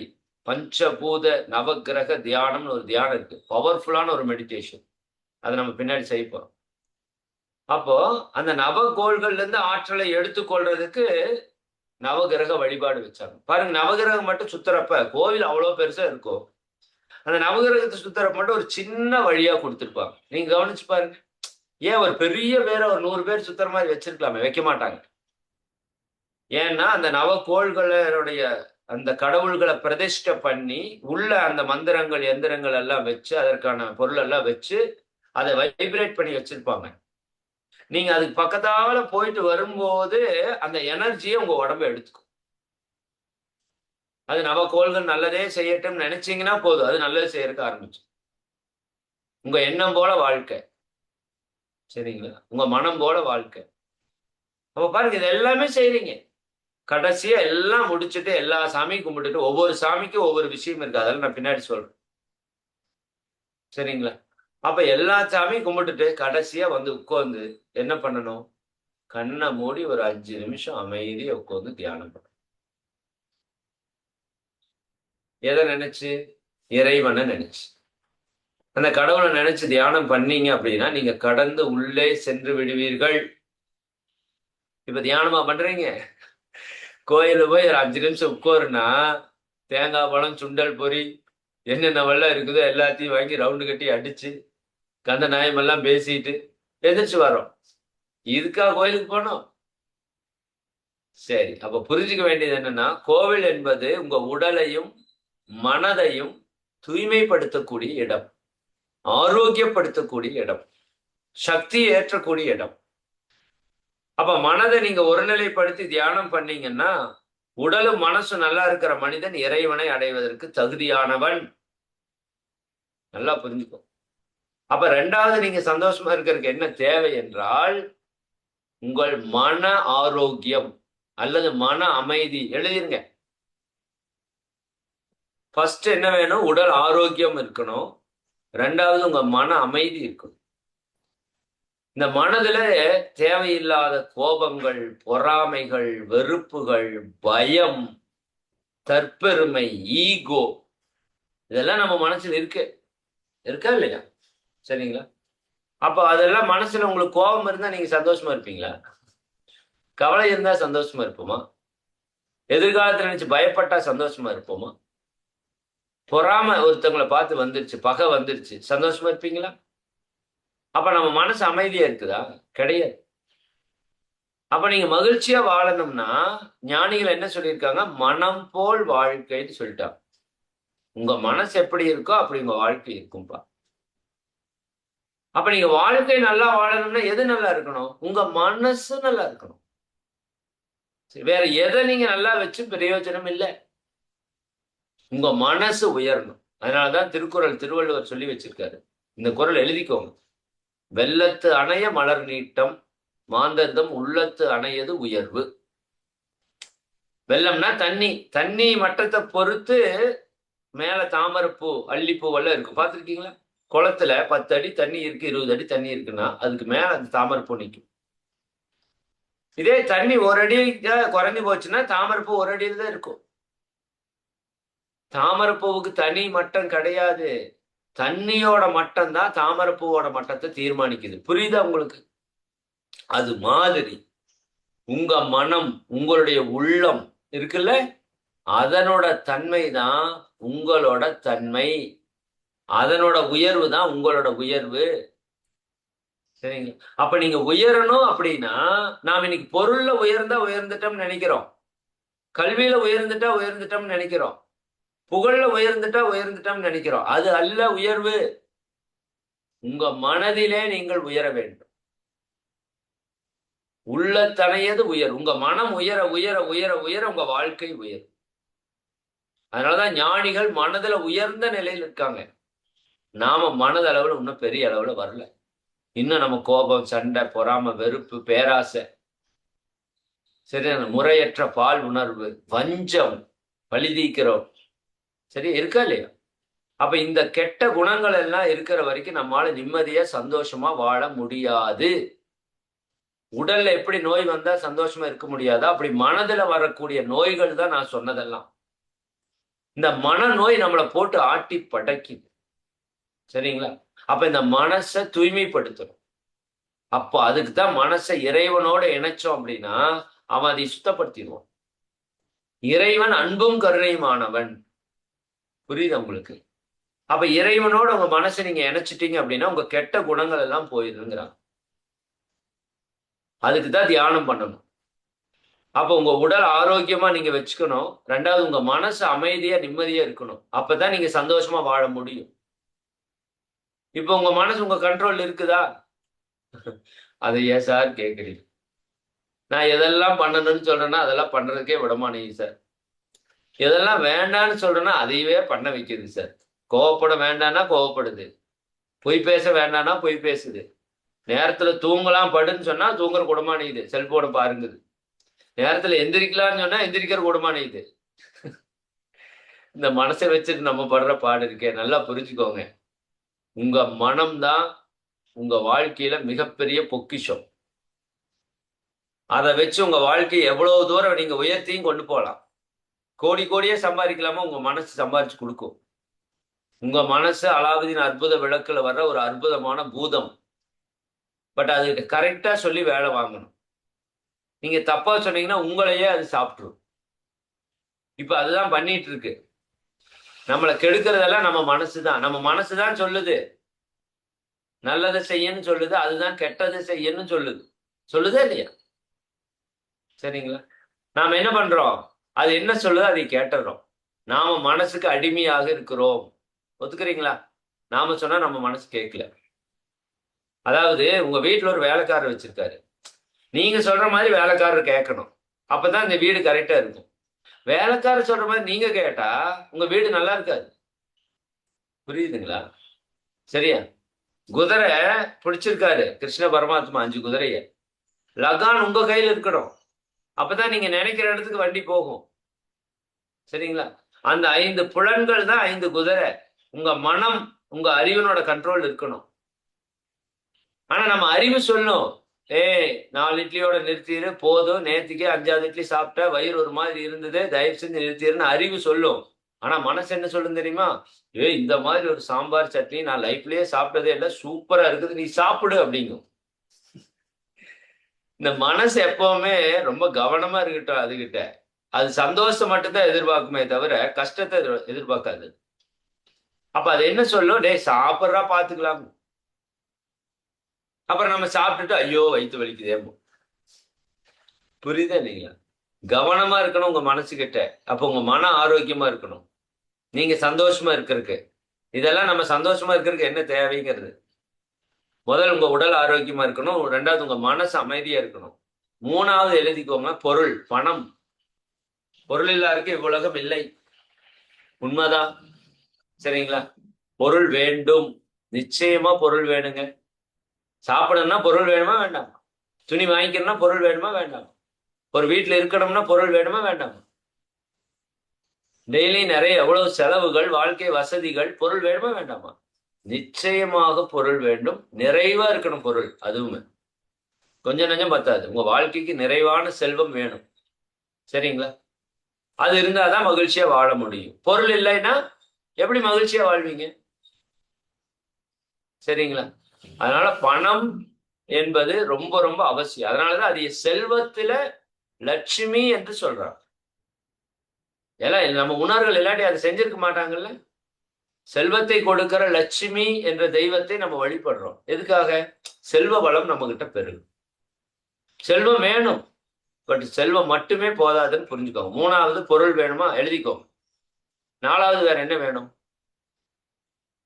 4வது ரொம்ப ரொம்ப முக்கியம், உங்க குடும்பம் அமைதியா இருக்கணும். சரியா? இன்னைக்கு எத்தனை குடும்பம் அமைதியா இருக்கு? நாமளே கேள்வி கேட்போம். சரிதானே? குடு இன்பம் தான் குடும்பம். ஆனா இன்னைக்கு குடு இன்பமா இல்ல, எடு இன்பம்னு மாறி போச்சு அது. நான் இனிமேல் அதுக்கு பேரை மாத்தி வச்சுட்டேன், எடும்பம். இன்பத்தை எடுக்குது அது. காலையில இருந்து சாயங்காலம் வரைக்கும் வேலைக்கு போய் கண்ட நாய்கிட்ட எல்லாம் திட்டு வாங்கிட்டு வீட்டுக்கு வந்து 2 நிமிஷம் சந்தோஷமா இருக்கலாம்னா, இங்க வீட்டுக்கு வந்தா அதை விட பெரிய பிரச்சனை. அது சரியில்லை, இது சரியில்லை, நொய்யின்னு இருந்தா யாரு குடும்பத்துக்கு வருவா? இன்பத்தை கொடுக்கிற இடமா இருக்கணும் குடும்பம், இல்லைங்களா? இன்பத்தை எடுக்கிற இடமா இருக்கக்கூடாது. சரியா? அப்ப இன்னைக்கு குடும்ப உறவுகளை பற்றி நமக்கு புரிதல் இல்லை. அதனால நமக்கு குடும்பத்தையே நம்ம வந்து துன்பமயமா மாத்திட்டோம். உறவுகள் என்பது இறைவன் கொடுத்தது, எவ்வளவு பெரிய விஷயம். சரிங்களா? சாதாரண மனிதன் கொடுத்த காசு பணத்திற்காக இறைவன் கொடுத்த உறவுகளை நம்ம இன்னைக்கு தொலைச்சிட்டு நிக்கிறோம். நான் தான் பெருசு, நான் சொல்றதுதான் கேட்கணும், எவ்வளவு ஆணவம் நமக்கு. சரிங்களா? அப்ப குடும்ப உறவுகள்ல இன்னைக்கு ஒரு இணக்கமோ மகிழ்ச்சியோ பெருசா இல்லை. கணவன் மனைவி உறவாகட்டும், பெற்றோர் குழந்தைகள் உறவாகட்டும், நிறைய ஒருத்தருக்கு ஒருத்தர் முரண்பாடு, கருத்து வேறுபாடு, தான் சொல்றதுதான் நடக்கணுங்கிற ஒரு ஈகோ, இப்படி இருக்கிறதால நம்ம குடும்பத்துல சந்தோஷமே இல்லை. உண்மையான்னு யோசிச்சு பாருங்க. நான் சொல்றேனே ஏத்துக்க வேணாம், நான் முதல்ல சொல்லிட்டேன். நான் சொல்றேனே நம்பாதீங்க, நீங்களா சுயமா சிந்திச்சு பாருங்க. ஆமா உண்மை சார், நீங்க சொல்றது கரெக்டு தான் அப்படின்னா ஏத்துக்கோங்க, இல்லாட்டி விட்டுருங்க. இக்னோர், அலட்சியப்படுத்தி விட்டுருங்க. இவர் சொல்றது சரியில்லைப்பா, தப்புன்னு. இறைவன் என்னையும் குடும்பத்தில் இருக்க வச்சு எல்லாத்தையும் பார்க்க வச்சுதான் உங்களுக்கு சொல்ல வைக்கிறான். நிறைய பேர் நான் சொல்றப்ப, எப்படி சார் எங்க வீட்டுக்குள்ள நடக்கிறது அப்படியே சொல்றீங்க? அது ஒண்ணும் இல்லைங்க, எங்க வீட்டுல நடக்கிறத நான் சொல்றேன். எல்லார் வீட்லயும் இப்படித்தான் நடக்குது. வீட்டுக்கு வீடு வாசப்படி. சரிதானே? நமக்கு இக்கரைக்கு அக்கறை பச்சை அப்படின்னு சொல்லுவாங்க. இந்த கரையில இருந்து பார்த்தா அந்த கரை பச்சை பசேல்னு இருக்கிற மாதிரி தெரியும். அங்க போய் நின்று பார்த்தா இங்க பச்சை பசேல்னு இருக்கிற மாதிரி தெரியும். நம்ம என்ன நினைக்கிறோம்? அவன் அவன் வாழ்க்கை ரொம்ப சூப்பரா இருக்குப்பா அப்படின்னு நம்ம நினைக்கிறோம். அவன் நினைக்கிறான் நம்ம வாழ்க்கை ரொம்ப சூப்பரா இருக்கு. எவனுமே நினைக்கல என் வாழ்க்கை நல்லா இருக்குதுன்னு. நம்ம எல்லாரும் என்ன நினைக்கிறோம்? அவன் சூப்பரா வாழ்றான் சார், இவன் சூப்பரா வாழ்றான் சார். டேய், நீயே சூப்பரா தான் வாழ்ந்துட்டு இருக்கிறடா. அதன் முதல் புரியும். அது நமக்கு புரியல. சரிதானுங்க? நல்லா புரிஞ்சுக்கோங்க. உங்க எண்ணம் போல வாழ்க்கை. நீங்க எப்ப நான் நல்லா இருக்கிறேன்னு நினைக்கிறீங்களோ அப்ப நீங்க நல்லா இருவீங்க. இன்னைக்கு ஒரு ஃபார்முலா சொல்லி கொடுக்குறேன். இது ஒரு ஷார்ட்கட்டு, பின்னாடி இதை பத்தி நிறைய பேசுவோம். சரிதாங்களா? எப்பவுமே பாசிட்டிவா இருந்து பழகு. நீ எதை நினைக்கிறாயோ அதுவாகவே ஆகிறாய். நல்லா புரிஞ்சுக்கோங்க. சரிதானுங்களா? நீங்க உங்களை வலிமையுடையவன் நினைச்சா நீங்க வலிமையுடையவன் ஆயிருவீங்க. அதான் இயற்கையோட விதி. நீங்க எதை நினைக்கிறீங்களோ அதுவா மாறுவீங்க. அப்ப எல்லாரும் கேட்கறாங்க எப்படி இருக்கிறீங்கன்னு. நீங்க என்ன சொல்லணும்? நல்லா இருக்கிறேன், சூப்பரா இருக்கிறேன், சிறப்பா இருக்கிறேன், அற்புதமா இருக்கிறேன்னு சொல்லணும். கேட்கறவனுக்கு எல்லாம் பேதியா போகணும். ஆனா நாம என்ன சொல்றோம்? நல்லா இருக்கு, எப்படி இருக்கீங்க? அதை ஏன் கேட்கறீங்க அப்படின்னு ஆரம்பிக்கிறோம். ஏதோ உங்க புண்ணியத்தில் இருக்க, நீங்க ஏங்க அவன் புண்ணியத்தில் இருக்கீங்க? சரிதானே? தொழிலெல்லாம் எப்படி போகுதுங்க? ஐயோ அதை பத்தி மட்டும் கேட்காதீங்க. இந்த கொரோனாக்கு அப்புறம் தொழிலே முடிஞ்சு போச்சு. அப்ப சத்தியமா அது முடிஞ்சே போயிடும். கொஞ்ச நேரம் இருந்தாலும் முடிஞ்சு போயிடும். சரிங்களா? குடும்பமெல்லாம் எப்படி போகுதுங்க? அதை ஏன் கேட்குறீங்க? ஒரே சண்டைங்க, ஒரே பிரச்சனைங்க. சரிதானே? பையன் எப்படி படிக்கிறான்? அவன் எங்கேங்க படிக்கிறான்? படிக்கிறதே இல்லைங்க. இப்படியே பேசி பேசி பேசி பேசி எல்லாம் முடிஞ்சு போச்சு. நல்லா புரிஞ்சுக்கோங்க. பாசிட்டிவா தெரியுங்க. எப்படி இருக்கீங்கன்னா நல்லா இருக்க, சூப்பரா இருக்கன்னு சொல்லுங்க. நீங்க நல்லாவே இல்லைனாலும் நல்லா இருக்கிறதுக்கான வழி உருவாகும். சரிங்களா? தொழில் எப்படி போகுது? சூப்பரா போகுதுன்னு சொல்லுங்க. சும்மா சொல்றதுக்கு என்னங்க, சொல்லி பாருங்க என்ன நடக்கும்னு. நீங்க எதை நினைக்கிறீங்களோ எதை சொல்றீங்களோ அது நடக்கிறதுக்கு ஆரம்பிச்சிடும். நிறைய பேர் என்ன பண்றாங்க? என் வாழ்க்கை நல்லா இல்லை, என் வாழ்க்கை சரியில்லை, எல்லாரும் என்னை ஏமாத்துறாங்க, எல்லாரும் என்னைய கஷ்டப்படுத்துறாங்க அப்படி நினைச்சு நினைச்சு, யாரும் உங்களை கஷ்டப்படுத்தல, நீங்களா நினைச்சதுக்கு தகுந்த மாதிரி நடக்குது. நீங்க நினைக்கிறதா உங்க வாழ்க்கையில நடக்கும். நான் நல்லா இருக்கிறேன், சிறப்பா இருக்கிறேன், ஆரோக்கியமா இருக்கிறேன், சந்தோஷமா இருக்கிறேன்னு நினைச்சு பாருங்க, உங்களுக்கு நல்லது நடக்கிறதுக்கு ஆரம்பிச்சு. அதான் சொல்லுவாங்க பெரியவங்க, நல்லதையே நினைப்பா நல்லது நடக்கும். ஆனா நம்ம கெட்டதையே நினைச்சிட்டே இருக்கிறோம். யோசிச்சு பாருங்க. நம்ம வாழ்க்கையில எத்தனையோ நல்லது நடந்திருக்கும், அதெல்லாமே நினைச்சு பார்த்து சந்தோஷப்படுறோம். ஏதோ 2 பேர் திட்டிருப்பாங்க எப்பவோ 10 வருஷத்துக்கு முன்னாடி, அதை இன்னைக்கும் நினைச்சு பொங்கிட்டு இருப்போம். என்ன சொல்லிட்டா தெரியுமா? என்ன சொன்னாரு? அவரு பெரிய இவரு. அவர் சொன்னா நீங்க அப்படியே ஆயிருவீங்களா? சரி, நான் உங்களை எல்லாம் நீங்க கோடீஸ்வரர் ஆயிருங்கன்னு சொல்றேன், நீங்க ஆயிருவீங்களா? என்னங்க ஒரு புரிதல் வேண்டாமா? சரியா? அன்னைக்கு ஒரு தடவை திட்டினாரு, சரி ஒரு தடவை கஷ்டப்பட்டீங்க, முடிஞ்சு போச்சு. ஒரு தடவை திட்டினாரு, ஒரு தடவை கஷ்டப்பட்டீங்க, முடிஞ்சு போச்சு. அதை திரும்ப திரும்ப திரும்ப திரும்ப நினைச்சு கஷ்டப்படுறீங்க, என்ன பிரயோஜனம்? உங்க வாழ்க்கை தான் வீணா போகும். புரியுதா இல்லைங்களா? அப்ப நம்ம கெட்டதை அடிக்கடி நினைக்கிறதுக்கு பழகிட்டோம், நல்லதை நினைக்கிறதே இல்லை. புரிஞ்சுக்கோங்க, இப்ப இனிமேல் எப்பவுமே நல்லதை நினைங்க. எப்படி இருக்கிறேன்னு கேட்டா சூப்பரா இருக்கிறேன்னு சொல்லு. இதுதான் உங்களுக்கு முதல் பாடம். சரிதானே? எப்படி தொழில் போகுது? சூப்பரா. எப்படி பசங்க படிக்கிறாங்க? அருமையா படிக்கிறாங்கப்பா. அவன் வாங்குற 40 மார்க் தான். சொல்லுங்க, அவன் அருமையா படிக்கிறானா இல்லையான்னு பாருங்க. நம்ம பேசுறதெல்லாம் நெகட்டிவ். எரும மாடு, உனக்கு அது வராது, நீ இது சரியில்லை, நீ பண்றது சரியில்லை, இப்படியே சொல்லி சொல்லி எல்லாம் அப்படியே மாறுது. கவனமா இருங்க. நீங்க நினைக்கிறது, நீங்க சொல்றது பழிக்கும். சரிங்களா? உங்க வார்த்தைக்கு அவ்வளவு சக்தி இருக்கு. அதை பத்தி எல்லாம் பின்னாடி பார்ப்போம். அப்ப குடும்பம் அமைதியா இருக்குதா அப்படின்னு கேட்டா இல்ல. இப்ப குடும்பம் அமைதியா இருந்தாதான் நீங்க சந்தோஷமா இருக்க முடியும். குடும்பத்துல அமைதி இல்லை, நிம்மதி இல்லைன்னா நீங்க எப்படி சந்தோஷமா இருப்பீங்க? இருக்கவே முடியாது. அப்ப குடும்ப அமைதி வேணும். 4வது, உறவுகள் நட்பு நலம் நல்லா இருக்கணும். குடும்பம் மட்டும் இல்ல, உங்களுடைய உறவுகள் எல்லாம் இருக்கு இல்லையா, நட்பு நலம் இருக்கு இல்லையா, நண்பர்கள் எல்லாம் இருக்கீங்க இல்லையா, அவங்க எல்லாம் நல்லவங்களா இருக்கணும். அவங்களோட நல்ல நட்பு வச்சுக்கணும். உங்க உறவினர்கள் எல்லாரும் கூட நல்லா இருக்கணும், இணக்கமா இருக்கணும். அப்படி இல்லைனாலும் நீங்க சந்தோஷமா இருக்க முடியாது. கெட்ட நட்பு வந்துச்சு, முடிஞ்சது சோழி. மகரிஷி சொல்லுவாங்க, உலகத்துல முதல் தம் அடிச்சிருப்பான்னு ஒவ்வொருத்தனும் முதல் குடி குடிச்சிருப்பான்ல, அது சொந்த காசுல வாங்கியிருக்க மாட்டாமா. யாரு கொடுத்தது?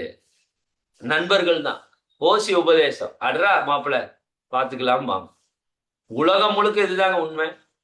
அதனால நல்லவர்கள் நட்பை நீங்க தேடி பெற்றா, இப்ப உங்களை எல்லாரும் இந்த கிளாஸ்ல இணைச்சு விட்டு இருக்காங்கல்ல, அவங்க எல்லாம் யாரு? பெரும்பாலும் உங்களுடைய நண்பர்களாத்தான் இருப்பாங்க. சரிங்களா? அப்ப நல்லவர்களுடைய நட்பை பெறும்போது நல்ல இடத்துல நீங்க உயர்ந்து வருவீங்க. தீயோர் நட்பை பெற்றீங்கன்னா நீங்க தீய இடத்துக்கு போயிருவீங்க. அதனால நட்புல நல்ல நட்பா நீங்க தேடி பெறணும், நீங்க மகிழ்ச்சியா இருக்கிறதுக்கு. புரியுதுங்களா? நட்பு ரொம்ப ரொம்ப முக்கியங்க. கெட்டவங்க நட்பை வெட்டி எறியணும்னு சொல்றாரு வள்ளுவர். தீய நட்பு, தீயோர் நட்பு வேண்டாம். சரிங்களா? அப்ப நட்பு நலம் நீங்க நல்லா வச்சிருக்கணும். நல்ல நண்பர்கள் வட்டாரம் இருக்கணும், நல்ல உறவுகளுடைய இணக்கம் இருக்கணும். அது இருக்கான்னு பாருங்க. சரிங்களா? 5 சொல்லிட்டுனா, உடல், மனசு, பொருள், குடும்பம், உறவுகள். 6வது எழுதிக்கோங்க. நான் டக்குன்னு சொல்லிட்டு முடிச்சிடுறேன். இன்னும் கரெக்டா 9 நிமிடங்கள் தான் இருக்குது. சரியா? மிக துல்லியமா சரியான நேரத்துக்கு முடிச்சிருவோம். Don't worry. சரியா? அது ரொம்ப முக்கியம். ஏன்னா அடுத்து நீங்க உங்களுடைய செயல்பாடு பணிகள்ல நீங்க போகணும். அப்போ 6வது பாயிண்ட் எழுதிக்கோங்க. உங்க உயிர் ஆற்றல் நல்லா இருக்கணும். இதை பத்தி எல்லாம் உங்களுக்கு தெரியாது, நான் சொல்றேன். சரிங்க? எல்லாரும் உயிரோடு இருக்கணும்னு விரும்புறீங்களா? ஆமா சார்.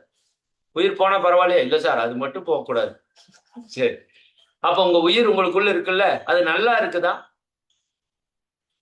இருக்குதுன்னு தான் தெரியும், நல்லா இருக்குதான்னு உங்களுக்கு தெரியாது. உங்க உயிர் நல்லா இருந்தாதான் உங்க உடல் ஆரோக்கியமா இருக்கும், உங்க மனசு நல்லா இருக்கும்.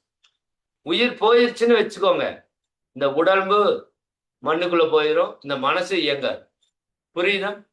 அப்ப இந்த உடலும் மனசும் இயங்குறதுக்கு காரணமே உங்க உயிர் தான். அப்ப நீங்க உயிர் ஆற்றலை நீங்க நல்லா வச்சுக்கணும். அது ஞானிகள் சொல்றாங்க, அதை பத்தி எல்லாம் பின்னாடி நான் உங்களுக்கு பேசுறேன். அப்ப என்னோட உயிர் சக்தி நல்லா இருக்கணும், உயிர் ஆற்றல் நல்லா இருக்கணும்.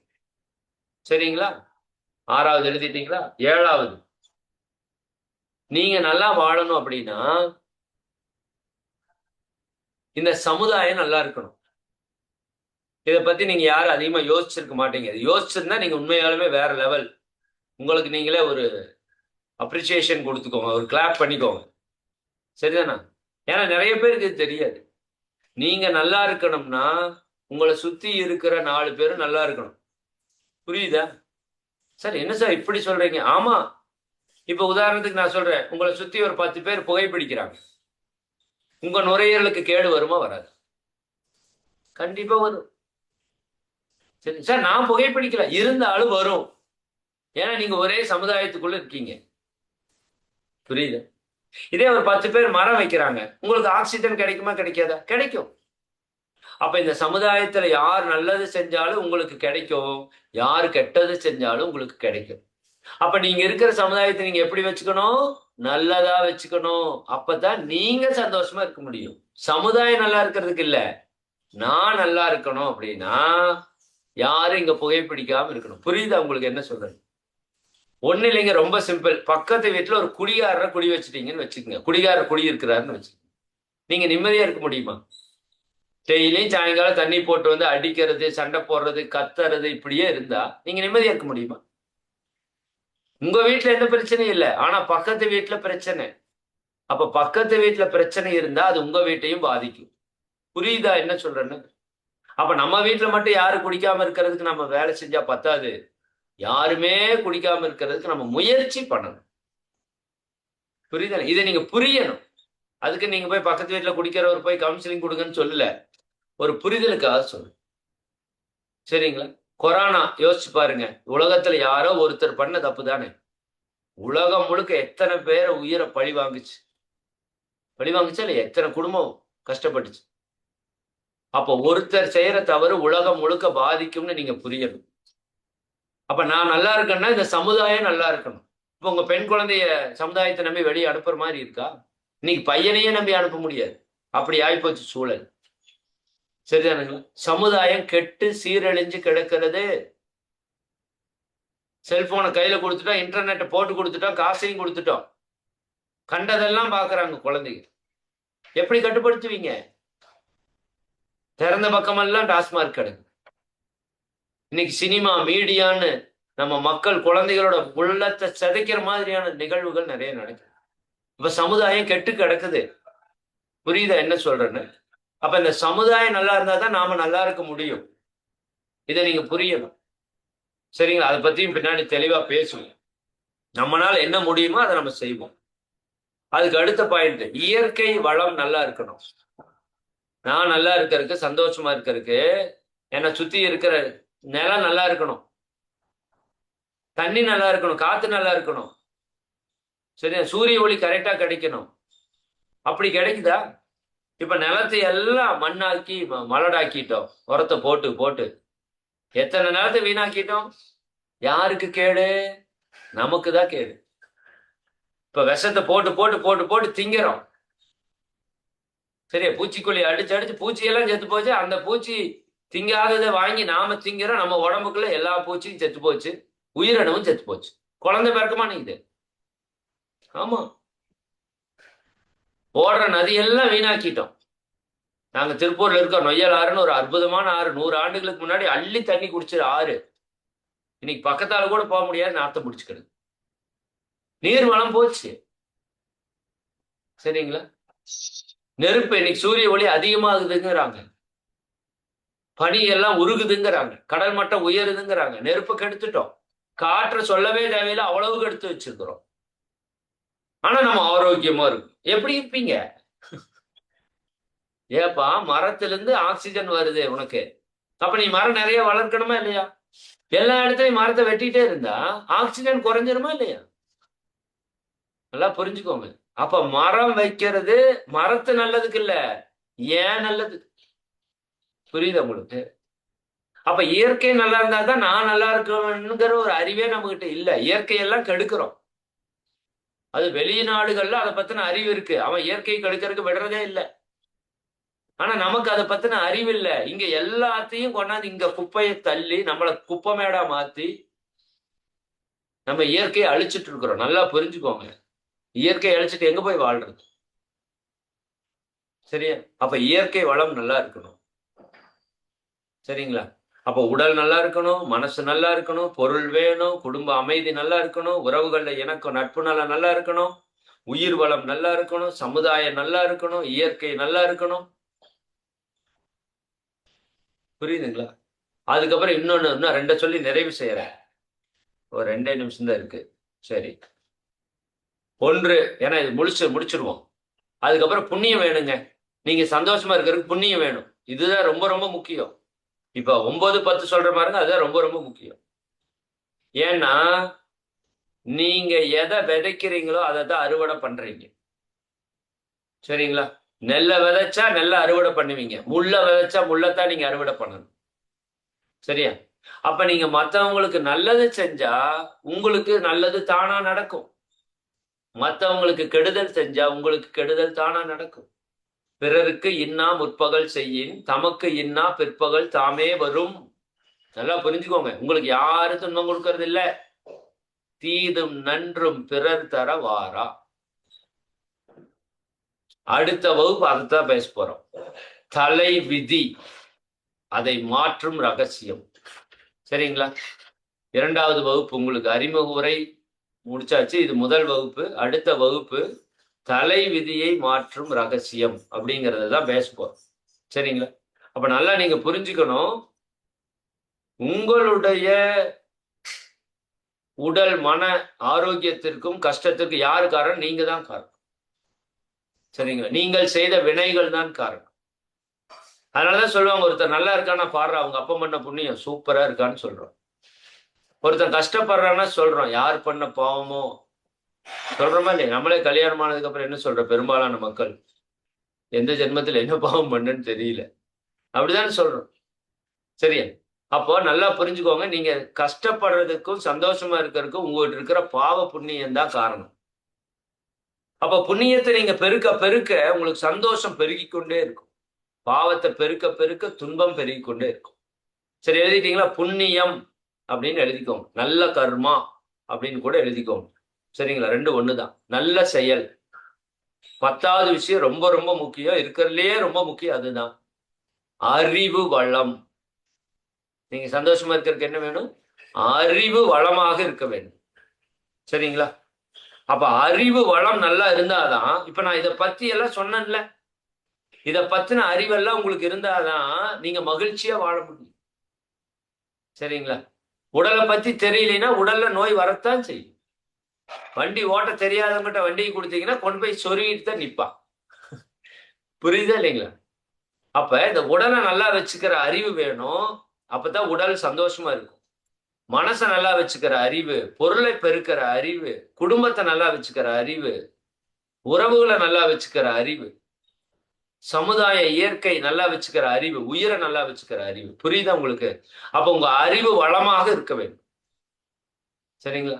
அதுக்காகத்தான் ஸ்கூலுக்கு போய் 10 வருஷம் 20 வருஷம் படிக்கிறேன்னு சொன்னேன் போன வகுப்புல.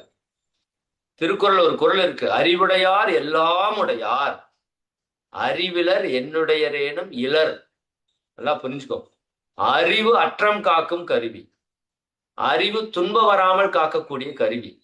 அப்ப இந்த வகுப்புல உங்களுக்கு என்ன கொடுக்க போறோம் அப்படின்னா, இந்த ஞானிகள் மகான்கள் கொடுத்த அறிவு புதையலை உங்களுக்கு கொண்டாந்து கொடுக்க போறோம். அதனாலதான் மகரிஷி அவர்கள் கட்டிய அந்த கட்டடத்திற்கு ஒரு பேர் வைக்கணும்னு சொன்னாங்க. என்ன பேர் வச்சார் தெரியுமா? அறிவு திருக்கோவில் அப்படின்னு பேர் வச்சார்.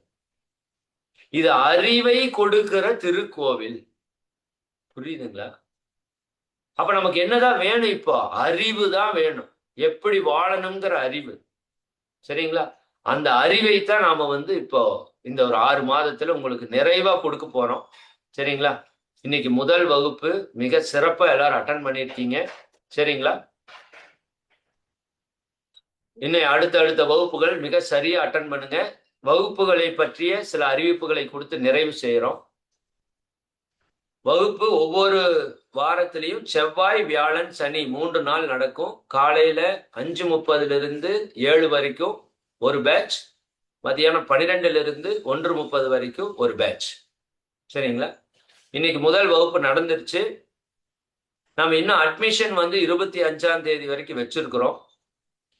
அதனால இந்த ஃபர்ஸ்ட் அறிமுக உரை வகுப்பையும் இந்த முதல் வகுப்பினுடைய வீடியோவையும் உங்க குரூப்ல ஷேர் பண்ணுவோம். 2வது வகுப்பு உங்க வீடியோவில் ஷேர் பண்ணுவோம், உங்க குரூப்ல ஷேர் பண்ணுவோம். இந்த 3 வகுப்புகள் மட்டும்தான் காமனா எல்லாருக்கும் ஷேர் ஆகும். 4வது வகுப்பிலிருந்து அன்பர்கள் சேர்க்கை இருக்காது, புதுசா யாரும் சேர முடியாது. அதனால யாராவது சேர விரும்பினா இப்பவே சேர வச்சுக்கோங்க. இந்த 4 நாள் 3 நாள் உங்க வாய்ப்பை நீங்க நல்லா பயன்படுத்திக்கோங்க. ஏன்னா யாம் பெற்ற இன்பம் பெருக இவ்வையகம். எவ்வளவு பேருக்கு சொல்ல முடியுமோ சொல்லி அந்த குரூப்ல சேர்த்திருங்க. சரிங்களா? 2வது, அந்த 4வது வகுப்புக்கு அப்புறம் உங்களுக்கு எந்த ரெக்கார்டிங் வீடியோவும் கிடைக்காது. இப்பவே நான் சொல்லிட்டேன். நீங்க உங்களுக்கான நேரத்துல கரெக்டா வந்து இந்த வகுப்பை அட்டன் பண்ணி தெரிஞ்சுக்கணும். நீங்க அட்டன் பண்ணதுல இருந்து 1 மணி நேரத்துக்கு மட்டும் யூடியூப்ல இருக்கும். ஜூம்ல இப்ப முடிச்சா முடிஞ்சது, அவ்வளவுதான்.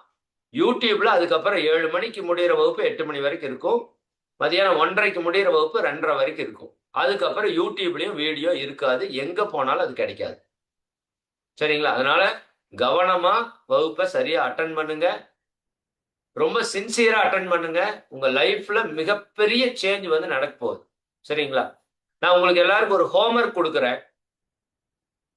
சென்ற வகுப்புல ஒரு ஹோம்ஒர்க் கொடுத்தேன். உங்க வாழ்க்கையில் நீங்க மகிழ்ச்சியா இருக்கிறதுக்கு என்ன வேணும்னு எழுதிட்டு வாங்கணும். இந்த வகுப்புல ஒரு ஹோம்ஒர்க் என்னன்னா, உங்க லைஃப்ல இருக்கிற ப்ராப்ளத்தை எல்லாம் எழுதுங்க. உங்க உடல்ல என்னென்னவெல்லாம் பிரச்சனை இருக்குன்னு எழுதுங்க. உங்க தலை முடி வெள்ளையா இருக்குதா, தலை வலிக்குதா, கண்ணு பிரச்சனையா இருக்குதா, காது சரியா கேட்க மாட்டேங்குதா, சளி பிடிக்குதா, வாயில புண்ணு வருதா, தொண்டை கம்மிக்குதா, நுரையீரல் ஏதாவது பிரச்சனை இருக்கா, ஹார்ட்ல ஏதாவது பிரச்சனை இருக்கா, டைஜஷன் ப்ராப்பரா நடக்குதா, கிட்னி ப்ராப்பரா வேலை செய்யுதான்னு செக் பண்ணுங்க. கை கால் ஏதாவது வலி இருக்குதா, எல்லாத்தையும் அனலைஸ் பண்ணி அட்டவணை போடுங்க. அதே போல உங்க மனதில் என்ன பிரச்சனை இருக்குன்னு பாருங்க. கோபம் வருதா, பொறாமை வருதா, கவலை வருதா, வெறுப்பு வருதா, சண்டை போடுறோமா, கஷ்டப்படுறோமா, கவலைப்படுறோமா, பயப்படுறோமா, என்னவெல்லாம் இருக்குதுன்னு எல்லாத்தையும் பாருங்க. அது போக உங்க வாழ்க்கையில வேற என்ன பிரச்சனை இருக்கு? தொழில பிரச்சனை இருக்கா, பொருளாதாரத்துல பிரச்சனை இருக்கா, பண பிரச்சனை இருக்குதா, உறவுகள்ல சிக்கல் இருக்கா, எல்லா பிரச்சனையும் எழுதிட்டு வரணும். அதுதான் உங்களுக்கு 2வது ஹோம்ஒர்க். ஏன்னா இந்த பிரச்சனையெல்லாம் எழுதிட்டு வந்தாதான் 6 மாசத்துக்கு அப்புறம் இது இல்லாம நீங்க இருக்கிறீங்களான்னு பார்க்க முடியும். நான் சொல்றது புரியுது உங்களுக்கு? இது எல்லாத்தையும் நீங்க எழுதிடணும். உங்க பிரச்சனை மொத்தத்தையும் எழுதணும். 6 மாசத்துல இந்த பிரச்சனை எதுவும் இருக்கக்கூடாது. புரியுதா? அப்ப அதுக்கு நீங்க எழுதுனாதான் தெரியும். சரி, இதுதான் உங்களோட ஹோம்ஒர்க். கரெக்டா பர்ஃபெக்டா பண்ணிட்டு வாங்க. சரிங்களா? மிக்க மகிழ்ச்சி. அடுத்த வகுப்புல சரியான நேரத்துக்கு 5 நிமிஷத்துக்கு முன்னாடி இணைஞ்சிருங்க. காலையில 100 பேர் வரைக்கும் ஜூம்ல இணையலாம். அதுக்கு மேல வந்தீங்கன்னா யூடியூப் லிங்க் கொடுத்துருக்கோம். இன்னைக்கு நிறைய பேர் சேர்ந்திருக்கீங்க, சந்தோஷம். அதே போல மத்தியான வகுப்பு 12 மணிக்கு தொடங்கும். 300 பேர் வரைக்கும் ஜாயின் பண்ணலாம். அதுக்கு மேல வந்தா யூடியூப் லிங்க் கொடுத்துருவோம் உங்க குரூப்ல. அதனால நீங்க ஈஸியா இணைஞ்சுக்கோங்க. சரிங்களா? வேற என்ன உங்களுக்கு சொல்லணும்? அந்த முதல் வகுப்பினோட வீடியோவை நல்லா பாருங்க. இந்த 2வது வகுப்பினோட வீடியோவை அனுப்புறோம், இன்னைக்கே அனுப்பிச்சிருவோம். அதனால முடிஞ்ச வரைக்கும் இதை திரும்ப திரும்ப பாருங்க. அப்ப உங்களுக்கு ஒரு நல்ல புரிதல் கிடைக்கும். அப்ப நீங்க தொடர்ந்து பயணிக்கிறதுக்கு வாய்ப்பு இருக்கும். இன்னும் 3 நாள் புதிய அன்பர்கள் சேர்க்கறதுக்கு வாய்ப்பு இருக்கு. நல்லா பயன்படுத்திக்கோங்க. சரிங்களா? இன்னும் 3 நாள் இல்ல, 2 நாள் தான். இன்னைக்கோட சேர்த்து 3 நாள். இன்னைக்கு, நாளைக்கு, நாளானைக்கு வரைக்கும் சேர்க்கலாம். சரிங்களா? வாய்ப்பை சரியா பயன்படுத்திக்கோ. சரிங்களா? ஓகே, அனைவருக்கும் நன்றி. உங்களை எல்லாம் வாழ்த்து நிறைவு செய்வோம்.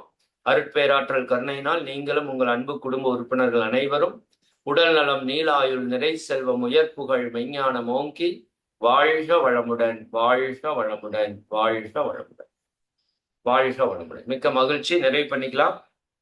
முதல் நாள் 5 நிமிடம்.